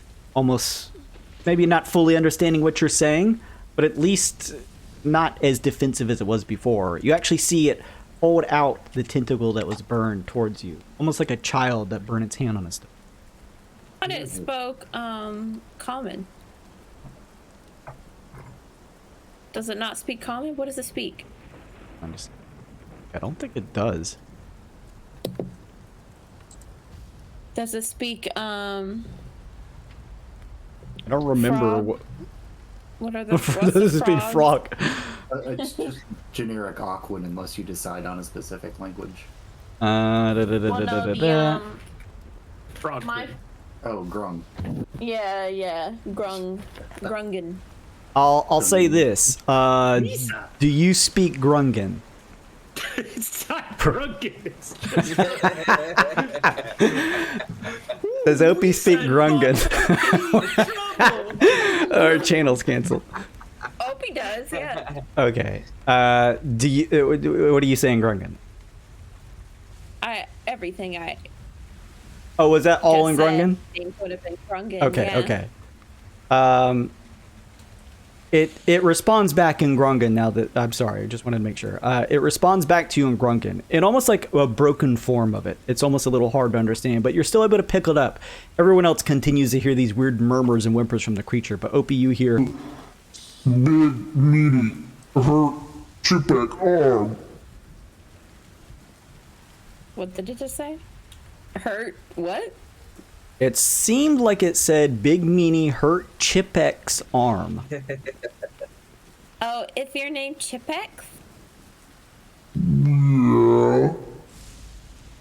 Was that a yes? You're cutting out a little bit. Yeah, with the yeah, voice. it Now said you're yes. speaking Ithorian. Yeah. Yeah, said yes. Well, Chipex, let's take you back home so that your friends and family can take care of you. Don't know where home is. Lost. Yeah, that's okay. We know where it is. You can just come with us. Arm hurt. You help. Professor Oh, sorry. Professor Bart, can you heal his arm? I think he got a little bit of acid on it. I know a little first aid. Keep your chin up now, boy. You'll do fine. Healing. I don't want to touch it. It does. Oh, God. 3 healing. Okay, what's that come from? Healing word? Healing word. I said some nice grung to it. As you do this, the vocal magic of your healing word, you watch as some of the burn mark on the creature's tentacle begins to dissipate some. The darker area of it begins to lighten up just a little bit to match the greener coloration of the rest of its body. Chipek turns to you and says, Thank you. Thank you, Ingrung. And you actually watch as, after taking a second to whip that one tentacle around a little bit, it looks to you, Opie, and begins to use it leans over and uses its several tentacles to kind of like push it up from sitting position. It stands up, slowly begins to bound over. As big as it is, it still sort of like sways and waddles over to you, almost like a toddler walking. It walks up to you, and in Grungan, it says, Chipek want to go home. Okay, we'll go straight home then. Okay. Professor Bark leans over and says, "Tell him we're going to take him straight home now." Yes, I already told him that, Professor. Yes, very good. Professor Bark says there's a horse leaning over Opie's shoulder. It's like fucking Mr. Wilbur. The last attack from the big guy, or the Oh, okay, all right. Oh shit. It's just normal me. Okay. It seems as though Chipek has been calmed a little bit from the persuasiveness of you, Opie, and the healing from Chipek. Kind of waddles along with you, begin to walk. Are we ready to head out? Let me check my logbook to make sure we've not forgotten anything here. That was all that was here, right? We didn't have to do anything but find the guy? Yes, as far as you know, with the questing you've been given thus far, everything included, it was simply to come to the area known as the Tar Pits to help find the missing member of the Grung Society. Could I take a quick perception check to loot and see if there was anything of value that came out of the frog monster's stomach? I was about to Sure, say, I want to skin this thing and take its teeth. Give me like a medicine or a survival check. How do you spell Chipek? I just how it's down. Mention in the chat. Chipek. Yeah, I'll take a survival. This is the same thing. Really. What? I'm carving some teeth. Yeah. The teeth easily. The rest of the form, it probably would have been able to be scavenged for some type of useful parts, but the mixture of the acid from the interior of the body as well as the death burst has kind of rendered most of the creature unable to be used in any form of trying to gather supplies. But you do find the kind of dislocated maw of the creature, Lincoln, and between you and Uncle Jimmy, if you wanted to use your blades to kind of cut free some of these long, they're almost like dagger like. You could almost as you look at them, Lincoln, could use these as daggers. Yeah. The 16 was a search for loot, and the 12 was just to take a tooth, just so I can throw it in my locker for my own collection. And Sure. research. Yeah, you peer around here. This looks like a pretty barren tar pit that doesn't have any noticeable items of interest outside of the creatures that dwell within it. Yeah, with your sleight of hand check, you're able to cut a tooth or two free yourself. What's it called again? These were teeth from... Well, did anybody make any checks on it?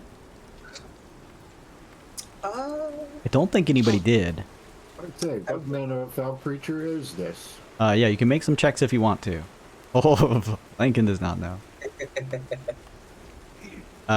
He just wants the teeth, man. Professor Bark and Tyne. This was a creature, whether you've actually seen one or heard of it. This is a creature known as a gulper behemoth, a titanic eel-like creature that has delicately dancing frills and flickers of phosphorescence just under its translucent skin, its mouth typically hanging open and possibly wide. How many teeth does Lincoln acquire with that saucy 21? If I'm being completely honest, it was a good check, but the creature's dead. You could collect essentially all the teeth you can find, which is 14. 14 gulper behemoth thing. Take one of those out for me, so 13 just to be 13 fair. gulper behemoth thing. There's other teeth around, but some of them are kind of broken and shattered. These are the ones still intact. I'm gonna turn off my Lincoln voice mod because it's not picking up anymore for some reason. So, Oh. yeah. Hey, Lincoln, you think if I threw you a little gold or something, you could make me a dagger out of one of those? He looks down at the pile of teeth in his hands and looks back to you and says, "Why would I need gold? I have teeth." Okay, I'll get you some teeth from something else and trade you one. How's that sound? One of your teeth for one of mine. Actually, yes, he says that. I will trade you one of his teeth as a dagger for one of your hobgoblin, or not a bugbear teeth. Bugbear. Yeah, I'm a little attached to him. I'll see if I can get one off another bugbear. You drive a hard bargain. I'll get you 2 teeth from something else. Okay, that's a good deal. Lincoln is during fey. downtime, Lincoln will make a dagger out of it. Sure. Probably does not take much modification to create some type of stabbing weapon when these are already sort of pointy, stabby as. Cool. All right. What do you all do now? Seems like Opie has gone over and using their native tongue convinced this baby frog-hemoth creature to follow along with him as everyone kind of heals up some. Forte is kind of finished cleaning off the gross slime and refuse of being inside the creature off him as much as he can, sort of using the rain to kind of wipe himself down and take an impromptu shower. We head back to the frog lord. All right. Everyone, after all this is said and done, begins to gather back together along with their cart to head back to the map. We did it. With Go team. Chipek. Chipek.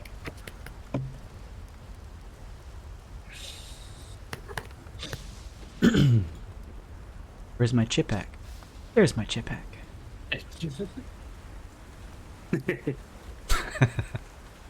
Alright, hang on just a second. Move this stuff. Tokens on the map, they're updated ones. They're P. You'll find those right side. I know it's been a hot minute. Wagon. I barely took a scratch. You were a horse the whole time. Of course. Why are you all like this? I'm not going out of my way for him. Set him up, I'm gonna knock him down. Let me see here. On just a second, I'm getting music for the area.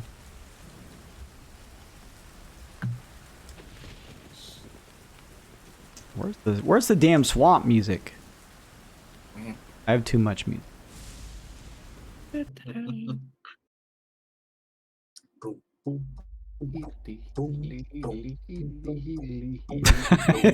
There we go. We don't even need music. We got you guys. Thank you.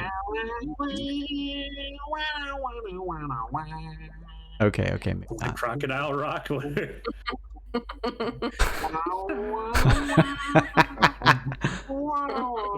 What are we doing? What is okay. Mouth sounds with You all come back over to your Phytoma mount. The part itself. Begin to head out from the tar pit. Away from this area. Let's this. Oh my god. Head. Last pun for me of the night. We beat the creature from the Black Lagoon. Technically. I don't think that's a pun. Is that a pun? It's just a statement. Yeah, technically a true statement. You are all currently in the Grey Doldrums, and I've updated the ticker. With everything you've discovered thus far, the Grey Doldrums has been 66% covered. Damn. It's not bad for Cutting a path through this area. Yeah. What's our Forgot something in the middle there, but What's our good boy point meter at? Do we need to head to the Radiant Well, or? I think that's where we were going next. I don't know that I want to babysit. Well, I mean, after we drop off. What's his face? Sure, after we drop him off, we'll get more anyways. Chipmunk hungry. We're at 54 right now out of 100. So that's our plan, I guess. Then we are headed back to Frog Village and then on to Radiant Well. That's right. On the way there, we're not far away, are we? Correct. You That's are right. 1, 2, 3, 4 spaces out. Yeah, so on the way there, Opie offers Chipek. He's a big boy. We'll do 4 pounds of meat. Yes, on the lips. Oh, thank you. Chipek wraps its tentacles around and just like drops it into its gullet without even chewing and just swallows it. Drops some in the dirt and just wraps his tentacles around the dirt-covered meat back into it. Cute though. Oh, go ahead. Oh no, go ahead. Professor Bark, you okay after that last fight? Yes. Do you mean emotionally? I've barely a scratch upon me. Oh, okay. Can we do a short rest on the way back, by chance? Sure, I don't see why not. It'll be several hours travel. You could just kind of pull over and rest if you want. Well, that's good. I just want to make sure, even though you're a unicorn, that you're still stable, you know. Feeling well. Urge to kill rising. Ain't that the tooth? All right, I'll stop. Urge to kill rising. Oh, yeah. Oh man. Cannot what he says. Nay. God. Fucking. Let's get Forte. Man, those are some good healing rolls. Oh yeah, hit that. How do you... Are we short resting? I guess I'm gonna have to just look up what cleric hit dice are. Oh, hold on. We can fix that. Heal. Short rest. They are D8s. He gets 1d8 plus 3, and he has 5 of them. Short rest is an hour, right? Yeah. Okay. At least an hour. An hour passes, you're at 7 light time. I'm not gonna lie. I still always forget about hit die. Using them on short rest. You get to pick as many as you want. You have hit die equal to your level, and you just say, I want to use however many, and you get to roll them and get your hit points back. Oh, I know how to use them. I just forget about them all the time. Oh, yeah. Years of playing Rinkaz, he never got hurt. It was either, like all of his health or none of it. Kill. That dragon you threw at me chomped me and threw me from like the top of the universe. I think that was the lowest. I was at like 5 HP. That was awful. Everyone takes a second, pulling enough away from the tar pits because it's not exactly the most hospitable place. Just enough out. It's still the deep, sunken nature of the foggy, murky swamps. The air here warm. There's almost a sweatiness to the environment and atmosphere. But at least out of the tar pits, finally retching off and washing off what you can of the gross black tar from your forearms. It kind of covers the wheels of the wagon. You're able to at least pull away, not fully traveling out of the hex, but at least taking a second to spend a little downtime as those of you who are hurt dress your wounds. And yes, it's Florida. Yes, welcome to Florida. This is Great Doldrums. The wandering encounter boss here is Florida Man. Oh, we have to find out whatever that is. What was the guy with the Joker tattoo? That was the Joker.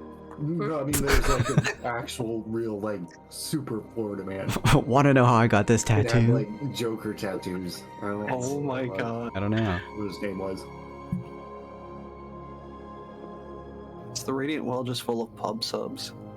I don't know. You have to travel there to see. So yes, you all spend an hour resting and recuperating. What would you like to do after the hour passes? Keep going. All right, heading back, I'm assuming, to King Croker's Bayou, correct? Yes. I guess the question becomes, do you travel along the hexes you've already passed, or are you trying to cover new ground? Ooh, new ground, new ground. All right, yeah, you could probably, like, move here.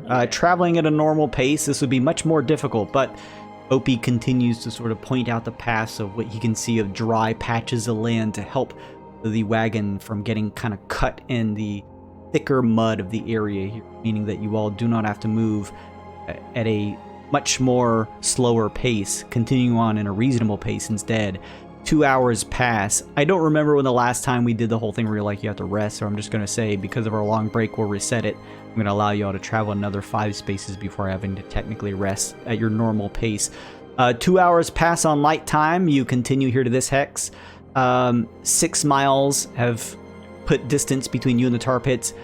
As you continue along, nothing happens here at this hex. You may continue forward if you'd like to. Do it. Yes. Right, you continue forward, trying to kind of cover some of the areas of the map as you mark it down that you haven't yet.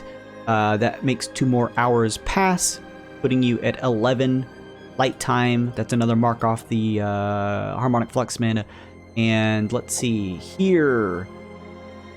As you continue on, all of you kind of walking along with the cart as Opie continues to check on Chipek, but also pointing out the path that leads forward closer to the bayou and keeping you out of the thicker muck of the swamp-like area. Something catches all of your eyes. As you look up, you can still see the Gleedokin swarm above you gives the area around here a twilight look. So it's not fully daytime, right? You can still see, think of it like Elden Ring. There was light from the great tree, but there is still almost like a starry sky up above, almost a mixture of day and night at the same twilight. Up above, you can still see the stars up ahead, and catching your eye, you see what almost looks like a falling star that falls nearby in an area not too far away from where mark this on the map here. This. Wow, neat. Yes. It lands in what you believe as you kind of watch it fall. One of you kind of grabbing the map quickly and marking the area. You're not sure exactly what that means, but you've never seen something like that before. You see this shot shoot out of the sky, one of the twinkling motes shooting down towards this area that you can see that's a couple miles out. Not too far away, but certainly a little bit more of a distance to travel over there as you mark it on the map. Hey, it's right on the way to the well. On the way to the well. Sweet. We gotta go check it out. Did it come from the sky or from like the Gleedokin band? No, it looked like it came past the floating Gleedokin aura, like from the actual up in the sky, the stars themselves. Oh, okay. I'm not gonna lie, the first thing that came to mind was the End of Dark Frontier, and it's just Mr. Cogwheel's body coming down like a meteor. Oh, no. Yeah. Finding him like puzzle pieces. That's what you find here. Would you like to continue moving forward? Forward. Right, you continue moving forward here. Get a mark off. This goes to 1 light time. The Gleedokin begin to disperse, and all around where there was once a twilight, it is now placed with darkness. Light time is gone. It is now blight. Chums, I think we're close enough that we should just push on for one more. Yeah, rest at the bayou.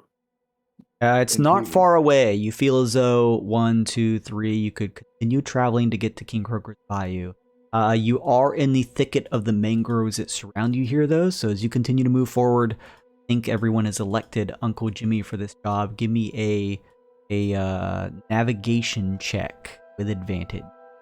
That's, we agreed that was survival. Yeah, survival at advantage because you're trained in your navigation tool. Awesome. Deep breath.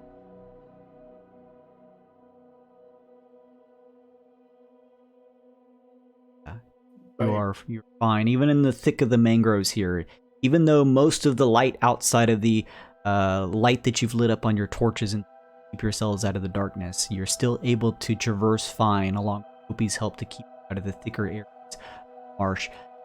You to press forward and reach. When we get to King Croaker's bayou, Forte uses create food and/or water and fills the chum No, buckets. he doesn't. He doesn't have the spell slot for it. Ah, darn.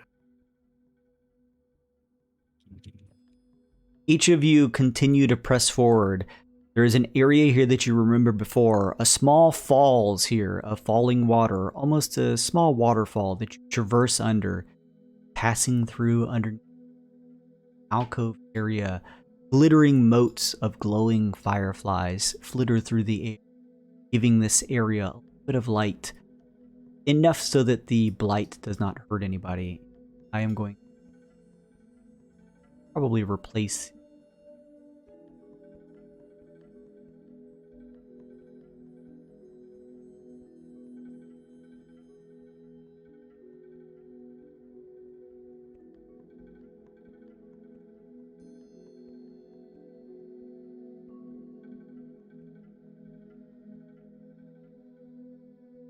pressing past the palms and ferns of the area that are slicked with wet rainwater of pushing some of the fireflies and wafting them at your faces.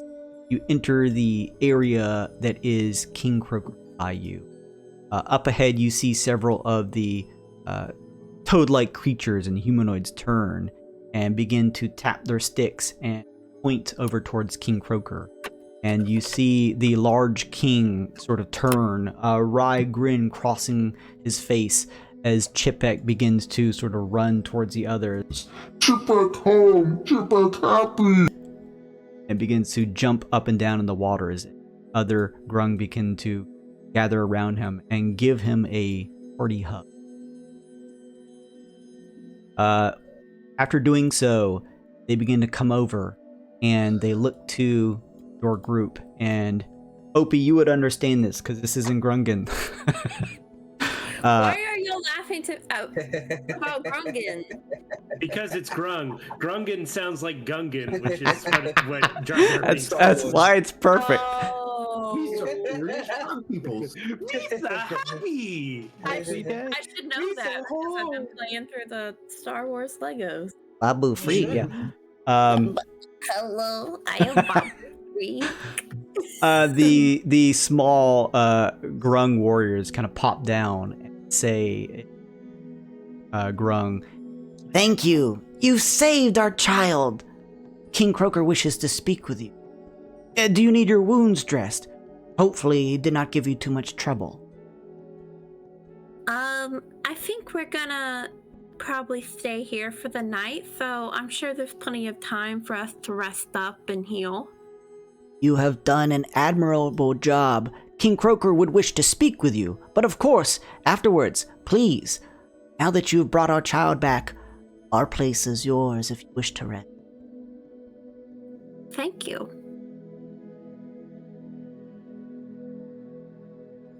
Okay, go talk to the king. Oh, please, now that introductions have been settled, tell them we need a place to stay. I'll tell them that we need a place to stay, Professor. Very good. You've been an excellent scholar. Do you go talk to King Croaker? Yes.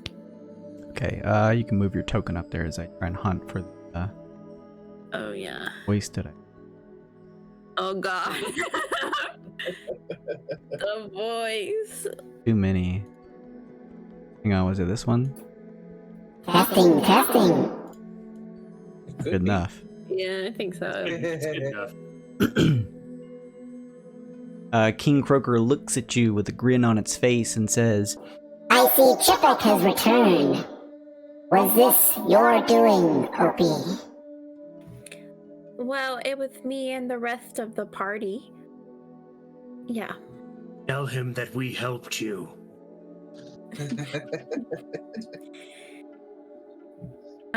There was a big monster in the tar pit.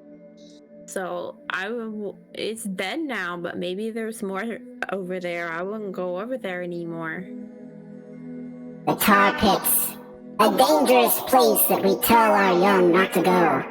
Though Chipek is still a youngling, it has much to learn.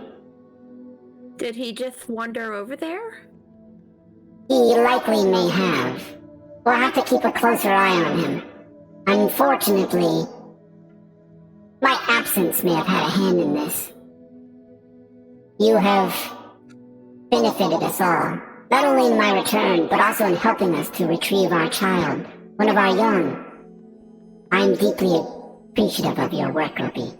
Your group is strong, but your particular admiration and tenacity, it is commendable.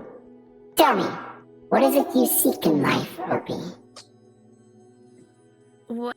Well, me personally, I want to be a great warrior.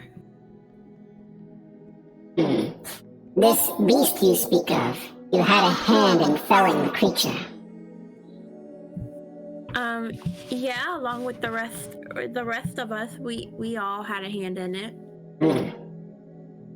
Warriors, gather the ceremonial garments. Says, turning to the others. You see the grung sort of bound through the pools. Guns? Garments. Okay, I heard ceremonial guns, like they just get out AKs and start rattling them off into the air. Really is Florida. Yeah.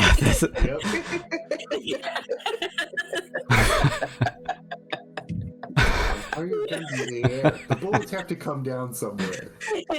I am considering you my ceremonial kin, so I can sell this to you without a permit. It's a gun show. It's a good fucking D&D joke. Several of the small grung begin to bound up to you, Opie. One of them has what looks like a robe, and another what looks like a cape made out of a mixture of the foliage around here and the larger lily pads. This actual like cape made of a larger lily pad is begin to adorn you with it. And King Croaker looks to you and says, Call your friends up. I wish to honor you, Opie, and would prefer to have them close by. Opie's gonna turn around and just say, "Hey guys, can you come up here for a second?" I am here in daggering distance. There's nobody to dagger Link of it. Yet. No.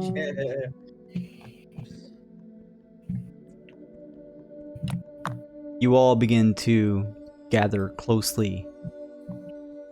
Even Chipek sort of comes over and begins to take a seat in the waters of the pools here forward. See the large King Croaker turn to each. You've done us a great honor, and you in particular, Opie. Your wish is to be a great Grand Warrior. And for this, and the ceremonial garments bequeathed to you, I give you the title of Grand Warrior. Come here, child. Opie steps up to him. King Croaker puts its long hand forehead, and a flash of knowledge begins to fill as King Croaker endows you with not only the title of a Grung Warrior, but also a spell. Ooh. A spell. One of the flies. You may have to add this into your sheet because it's homebrew, but you are given a spell. The knowledge beginning to fill your mind as King Croaker, some form of magic. Pass on this maybe rite or magical ritual that maybe the frog people studied for some time. A spell you can cast called From Bread to Frogs. I'll post it. Sounds like sorry. a biblical plague from bread to frogs. From Bread to Frogs, it's a transmutation spell. One action, ranges 10 feet. You need breadcrumbs. Takes concentration 1 hour. Also, one of the grung brings up a collection of what looks like 10 pieces of breadcrumb. You toss up to 4 breadcrumbs to an unoccupied space you can see within range. The breadcrumbs become frogs. The frogs are creatures that have the Fey and Beast types and are friendly to you. You get to roll initiative for them, and they have their own turns. The frogs obey your verbal commands. If you don't issue any commands, they'll defend themselves but otherwise take no actions. At higher levels, when you cast a spell using a spell second level slot or higher, the breadcrumbs become giant frogs. If used at 4th level or higher, they become giant toads. Oh. Giant toads are awesome. So I don't have any 4th level yet, but okay. Not yet. But so I'm guessing frog has like a stat in D&D, just a frog. Yeah, okay. yeah. Yep. Cool. I will add this in. From They're Brit. mostly going to be squashed. King Croaker turns to you and says, I hope this knowledge passed down through my people will serve as a benefit to you and your group, Opie. Now, I'm sure your journey throughout the passage has been perilous. You're more than welcome to rest here now that you've returned Chipek. Our gratitude, never ending. Thank you so much. If you wish to speak with me, I would be happy to lend a hand. Otherwise, enjoy our pools here at the bayou as your own. I am honored by your gift to me, King Croaker. I promise to become a warrior worthy of it. You already are, Opie, but make sure that the title stays with you. Carry it through your life. Live the life of a true ground warrior. You would make your people proud. Go forth, along with your party when the time comes, and stay safe on your travels. I do have one question. Of course. When we got to the tar pit, there was another young grung. I think he was bullying Chipek. Do you know where this other grung might be from?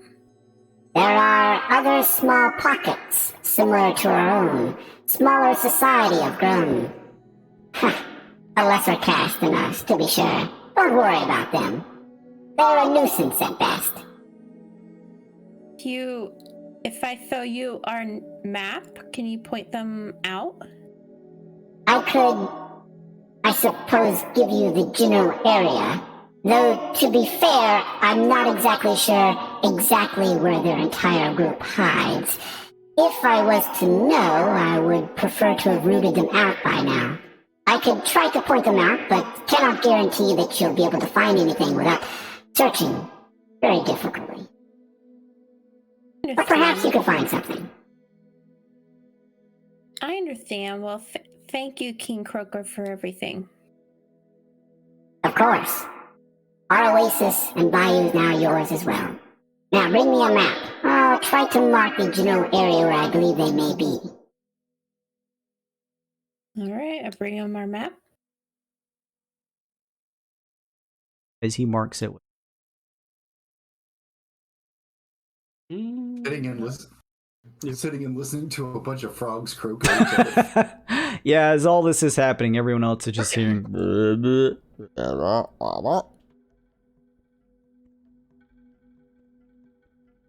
My new like fancy cape.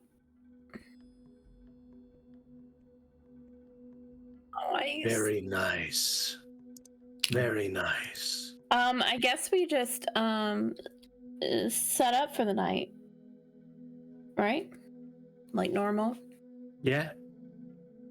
Okay. Opie gets a +1 from Tiberius. Thank you, Jaydra.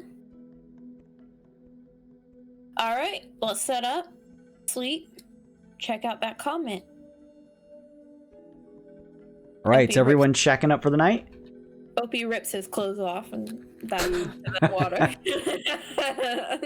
Well, that was more than I thought I'd see tonight. Lincoln just sets up the creepy doll directly in front of him and just... Oh, no, I guess Lincoln can, has some time to make a dagger out of teeth. Yep. Before going inert for the evening. What a sentence. Yeah. Yeah, indeed. Uncle Jimmy's gonna take care of the plant monster that's pulling our cart. Make sure the cart's good. Write a little bit in his book of what we saw today, just for research, and go straight to bed.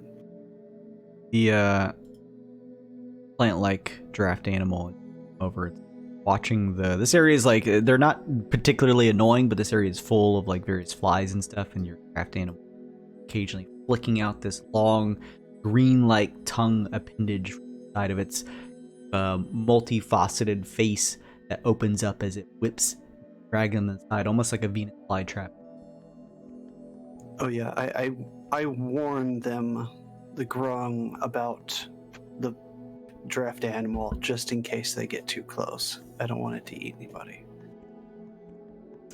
You try to communicate this to them, but it's almost as though they don't understand common tongue. They kind of cock their heads and scratch. I mean, if Jimmy wants to tell Opie can tell him. Sure. Jimmy shrugs and goes to bed. Okay. They all look very curiously over at the draft animal. Oh no. What? It's not me. I'm just doing what they would do. It's literally you. It's just how they would react. Jimmy came over and was like, "Ruh, ruh, ruh, ruh, ruh," and then points over this really cool looking. Gabba gabba, gabba goo. Gabagoo. Everyone resting for the evening gets a long rest. You can heal your full hit points. 8 hours pass. 5.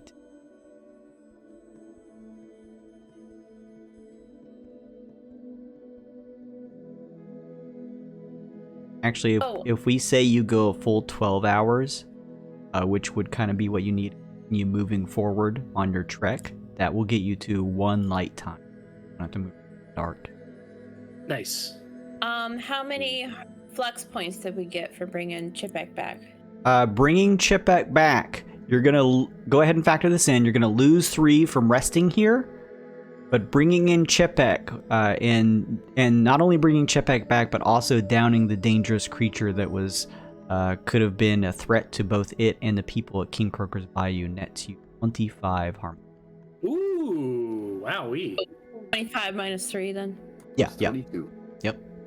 Damn. Okay, so we're up to 74. Not bad. Okay, so we're not as bad off as we were previously. Yeah, it's not too bad. We definitely have time to investigate that big crash. Faux show. So, do you need any kind of con save or something, Jason, for our sleep? No. Despite it not being the most conventional place that any of you have ever slept before, besides maybe Opie, it's actually plenty comfortable enough. The large lily pads and things like that serve as decent areas to prop up.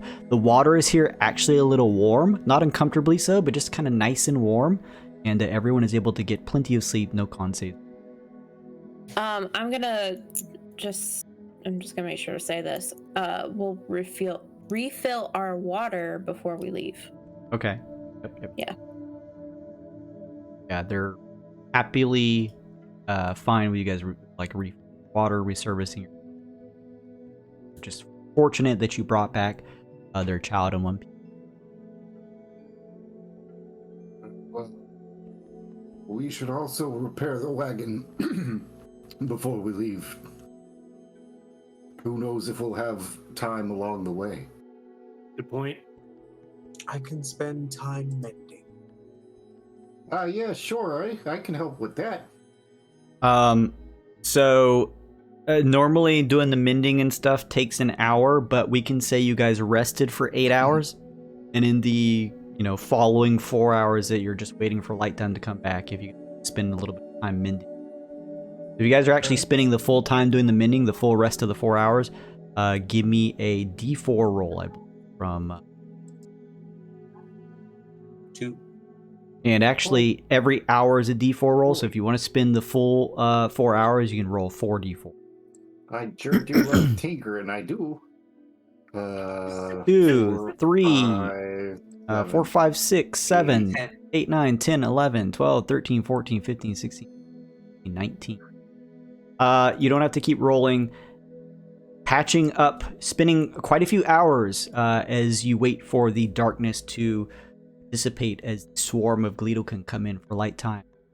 You service the wagon, and it is looking in pretty good shape. You wash it off using the waters here at the bayou, getting all the tar muck off. You tear off some of the pieces, broken and battered wood, that looking a little shaky, and replacing it with new.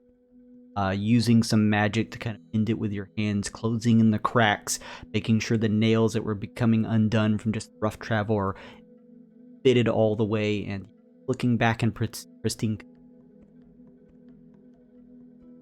It's a job well done. And look, the day's just starting. Perfectly timed. The darkness up above, outside of the cracks of the canopy up above that sort of cover this bayou area, keeping it hidden, you can see now where there was once a pitch black, there now begins to begin light as Gleedle can begin to gather above. Time again. Did I make the dagger for Jimmy? Yes, you don't have to spend much time. Easily able to fashion a dagger for Jimmy. Nice. Does it count as just a regular dagger? It's a pretty gnarly looking one, as it's kind of like longer, and certainly looks like it's from an exotic animal coming from the Gulper behemoth. But yeah, it serves as a normal. Awesome, But it's thank you. cool shit. I will require 2 teeth from you. Yeah, I Promised. will get you 2 teeth as soon as I can. I'll find something. Good. Be careful the interest doesn't raise too high. Ooh. Maybe I'll get you a few extra just for quick service and all, you know? After all, there's only so many teeth in one person's head. Yeah, I've taken a few out in my time. Not my own, but yeah.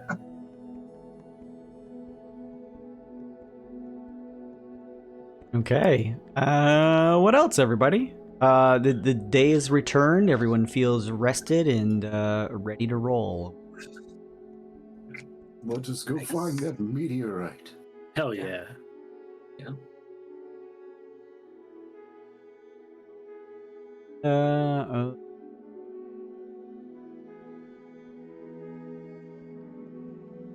Okay.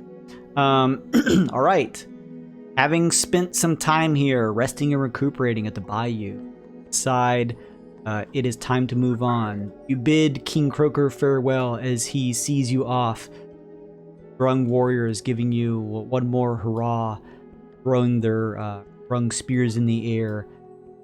You, Opie, and the others bring together with a wagon.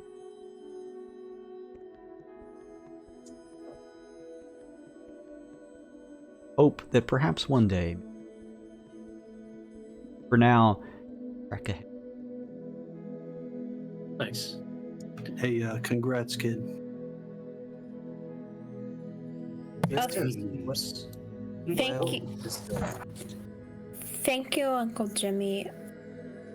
I mean, OP would have told you all that. What the Yeah, I was going to say, what would Opie have told us? He would have told you everything, like exactly what it does. And Wow. these breadcrumbs, they're not for eating. They're gonna turn into the frogs. Yes, very good. This makes sense. I guess if I got really hungry, I could eat them though. But I guess Frogs, yes, it would. you could eat the frogs. Well, yeah, that's what I mean. Yeah.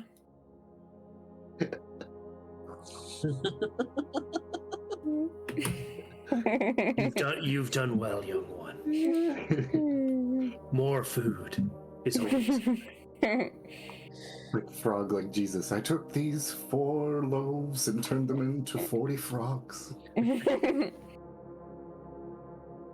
As we're getting on the cart and getting ready to leave, I kind of nudge Professor Bark. Maybe next time we set up camp, we should do a nice meal for the kid or something to celebrate. You know, say a few nice words, huh?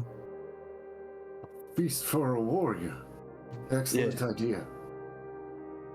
Perhaps when we bring light onto this region, it'd be the perfect time to celebrate all. That's an even better idea. I like that. It's a good kid.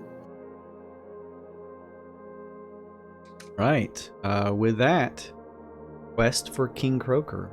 Taking him, Helper's Hand Guild, finding Wild Ride, Odyssey.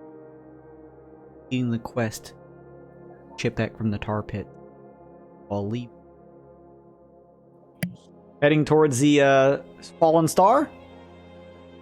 Yes. Yep. Yes. Right, traveling along back into the muck and the mire. 2 hours past the normal pace because of Opie's help. That is one more off the harmonic fluxes.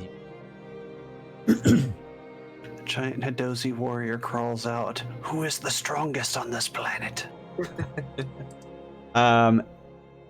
As the draft animal, the Phytoma, continues to pull you all through area of marshland.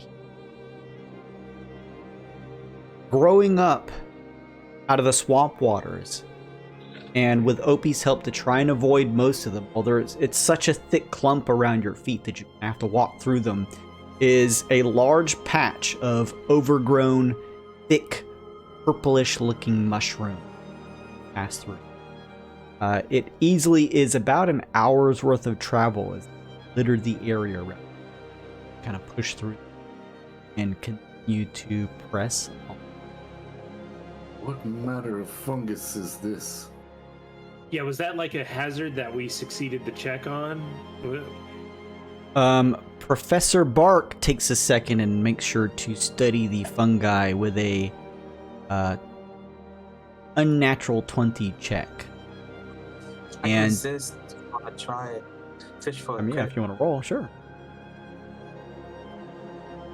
Do you want to assist or do your own? I'll assist. Okay. Yeah. Hey, yeah, 23.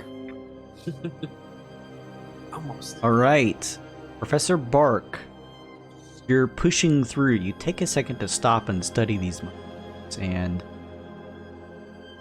as you study them, you begin to understand, from perhaps your education, or otherwise, these are the bile shroom.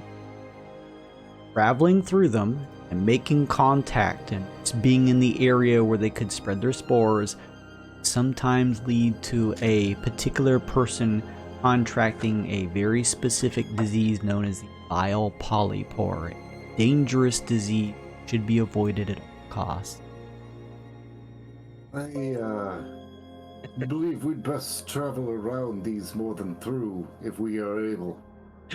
You see, you look over to Lincoln, and he just pops one in his maw and chews it. Yes, it is definitely not good to eat. I would not recommend it. He's immune to disease because he's a skeleton. Time's bound. So, No. Professor Bark, you do notice this, but you have traveled at least a little bit of time through them. Everyone be very, very careful. Can people like fashion like scarves or like little handkerchiefs to? I'll say everyone give me a Constitution check at advantage, since Professor was able to pick up that they are a pretty volatile mushroom. Am I good because I'm immune to disease? You are perfectly fine as you kind of kick through them and rub up against them. You don't care. Just eat more of the. Yeah. Throw them down your mouth as it just bounce off your body. Con save at disadvantage, you said? No, at advantage as Professor Bark identified them. So like you guys are fashioning, as Luke mentioned, kind of like pulling up, around your mouth to cover the spores, just trying to make sure that they don't contact your skin. Oh, nice. Shit, look at all them crits. Uncle Jimmy pulls down a balaclava looking like a bank robber. just straight over his face. Yeah. Everyone, doesn't have complete certainty that they are safe, but you all have taken as much precaution measures as possible as you continue to push through the mushroom. Pressing on out of it. You may continue to move. Would you like to continue? Carry on. Let's go find that star. Sure. So You begin close. to head into the area where you noticed the starfall and made a mark on your map. Now, you pressed into the hex as we push on to 5 light time. However, this hex still covers a area of about 6 miles by 6 miles. So I would ask, you're more than welcome to. It will take you, go ahead and everyone give me a either history, a perception, a survival check, and depending on your rolls, that will determine how many hours it takes you to try and trek this thing down, if that's what you'd like to do. I'm going to use my card for advantage and take a perception check. Sure. Then whomever Yeah. else would like to may do so. My rolls are just dog shit today. 22 survival. At least everybody else is doing good. Let's see, 28 on perception. Well, Forte got a 22 on the survival. That's very nice. Also, sorry, I forgot to mention it before. This purple circle that's a little north of the tar pits, that was the area marked by King around the area that he says he believes the other Rung tribe. Oh, crumb bum. All right, with those checks, let's take a look. Collectively, it takes you about 2 hours, pushing you past to 7 blight time. That's another mark off the harmonic flux mana. 2 hours in, you continue to trek forward. However, up ahead, you see what appears to be something different than the sort of general marshland landscape, a crater-like area where it looks as though it's impacted. As you pull on along with the wagon, you see what looks to be the area where this star fell from the sky and impacted with the ground here. A long trek, whereas it probably hit the earth and slid some ways.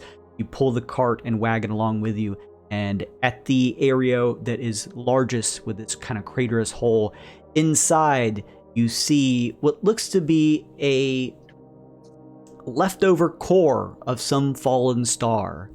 And as Forte sort of slides down and studies it, he tells you that he believes, probably just making his checks or his use of, stonecraft, metal crafting, him being sort of someone who is specifically working with this stuff, with him out too. I'm just going to say that he's able to study it and tells you all that this is what he believes some type of metal from the stars, but a specific type of metal, a special metal that he has at least seen similar to other things in his profession. He believes that if this is taken to a skilled blacksmith, it could be used to fashion into a +1 weapon. Oh, that's cool. Nice. Is this the metal that the Duragar with the false arm was looking for? Forte shrugs and says, it's certainly exotic enough coming from the stars, but don't know if it's the exact type of thing that those people were looking for. He said that they were from the ground. Maybe Yeah. this is different. I think this would probably be the opposite of that, but guess that means we don't have to worry about them stealing it.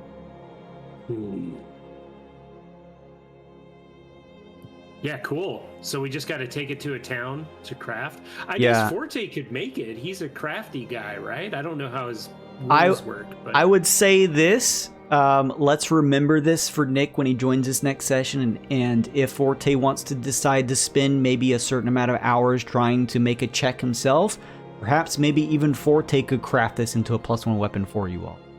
Opie, you got a +1 bow? Yeah. Oh, then we should make a +1 warhammer for Nick's character. Yeah, I'm sure I could help him because I'm technically a crafter, not a forger, but Doesn't he have a +1 already? no. He 'Cause might. he's- Do you have I a don't think +1, so. Jimmy? I got a buff from either you or him. Somebody give me a buff to make mine a +1. It wasn't. Oh, his is the forge buff. Yeah, Yeah. his warhammer is just a plain warhammer. He can make his a +1 then. That would make more sense. You all kind of watch as he grabs at this like star metal. It's like encased in this rock. It apparently probably came from a star. You've probably never seen a star in person, but it just fell from the sky, and it's sort of surrounded by a large portion of this kind of stonework that's crumbled on impact. And he pulls out like a head-sized version of this very craterous-looking piece of almost what looks like obsidian metal in its raw form. He kind of puts it under an arm and brings it over to the wagon and sets it inside. This thing is kind of heavy, though. It weighs 50 pounds. Wow. Do we have enough room in the cart for that? We should. You know if we have enough room for that? I saw your eyes go wide. Yeah. No, we should be fine. We How have like much is 200 it? pounds. It's 50 pounds. Oh, yeah, that's good. Okay, so it's Yeah, we pretty have like heavy. 200 pounds of space. But yeah, he loads it up in there. And, What is this? This is this is star metal, and if you want to put a note, it can be fashioned into a +1 weapon. Where am I? Wait a minute. What just happened? Amanda's watching. Late. Amanda's watching YouTube murder videos on makeup videos on YouTube. Okay, that's what you find here at this site of interest. Oh boy. It's in the cart, y'all. The star medal. Thank you. I don't know what it does, but I'm sure y'all do. We know. That's the important thing is we Yes. have it. Opie's like still naked, just peeing over at the side of the road while everyone investigates it. He's just leaving it out there. I'm a black warrior! Look at me, I'm a hero. Okay, so with this site of interest explored, what is the next plan, y'all? The Radiant Well it The is. radiant well. Okay. With everyone squared away, being fully arrested at King Croker's after the sort of tenuous battle at the tar pits, you've decided it is time. At every area here in the passage, one must go to the well and open it to allow enough of the light from the positive energy plane to pour in and balance things out in equilibrium to the passage that seems to be in constant flux between light and dark. And you decide that the time has come. You've done it once already for Yorvale. Now the time has come for the Grey Doldrums. Gathering together, you head back, following along in the wagon, now with star metal inside and ready to be crafted into something with Forte. You head along, beginning to make your way towards the... And that is where we will end tonight's segment. Nice. Good stuff, everybody. Man, I missed Very it. good. It's so good to play D&D with. Can I make an argument that we move one square and rest and then end the day? Wait, what do you mean? Well, we've got one more movement travel, right? No, you fully did the 12 hours at King Bayou, so you got a full replenished 5. No, I'm saying before the end of this day. Oh no, if you're traveling at normal pace, and each space is 2 hours, so you could get to the Radiant Well before night comes. Oh, okay. Yeah, you're safe. Because if you got to move 1, 2, 3, so that would be 9, 11. Is just as you hit the Radiant Well, that's when night blight time would come. But as far as you know, that shouldn't affect you with the Radiant Well. Yeah. I just wanted to pass night before we got there if that was going to happen. But if it's not, no worries. It will technically. You'll just be into blight time. But you imagine that's not going to really be an issue because once you crack that well, there will be plenty of light. So I'll let you all decide that if you'd like to. But I know it's late for everyone. Let's go ahead and wrap there. We'll come back next week. Does anybody think they're going to be out next week? I know you told me pretty far into the future you're going to be out, Luke. Anybody else for next week? Any issues or anything? I think Nick again, right? Or was he? I think it was just this week and last week was Just Yeah. Oh. Next week, I think. well, Not next Friday, but the Friday after, I think he's out. okay. Well, then, still good. At least we can have him come back and tell him about the star medal that you all found. Yeah, tell him that he's still alive, especially that. And maybe he can help assist here at the Radiant Well. So, awesome. It'll be nice to have the full gang back together again. Yeah, that was really fun. I really love playing with you guys. You're one of my favorites. What a well-oiled machine, this D&D group. What?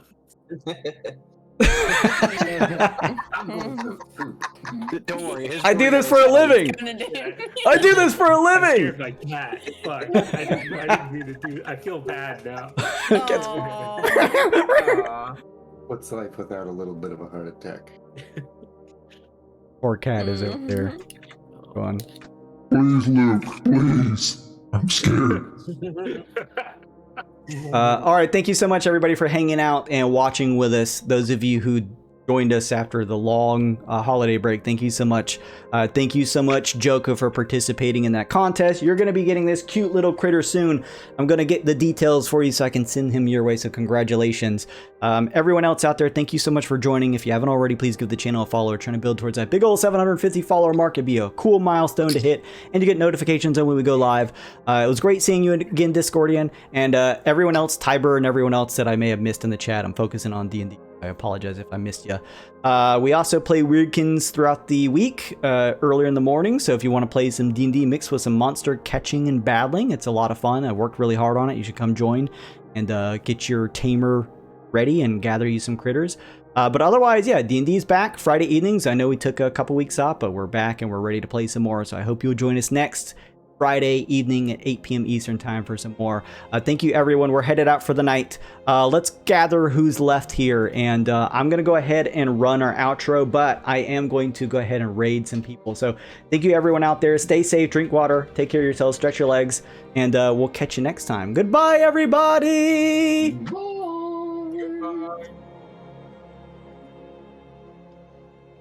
What do you guys think happened? One of the players Robbie played with got carried away and killed him. Well, that's kind of far out. Mazes and Monsters is a far-out game. Swords, poison, spells, battles, maiming, killing. Hey, it's all imagination. Is it?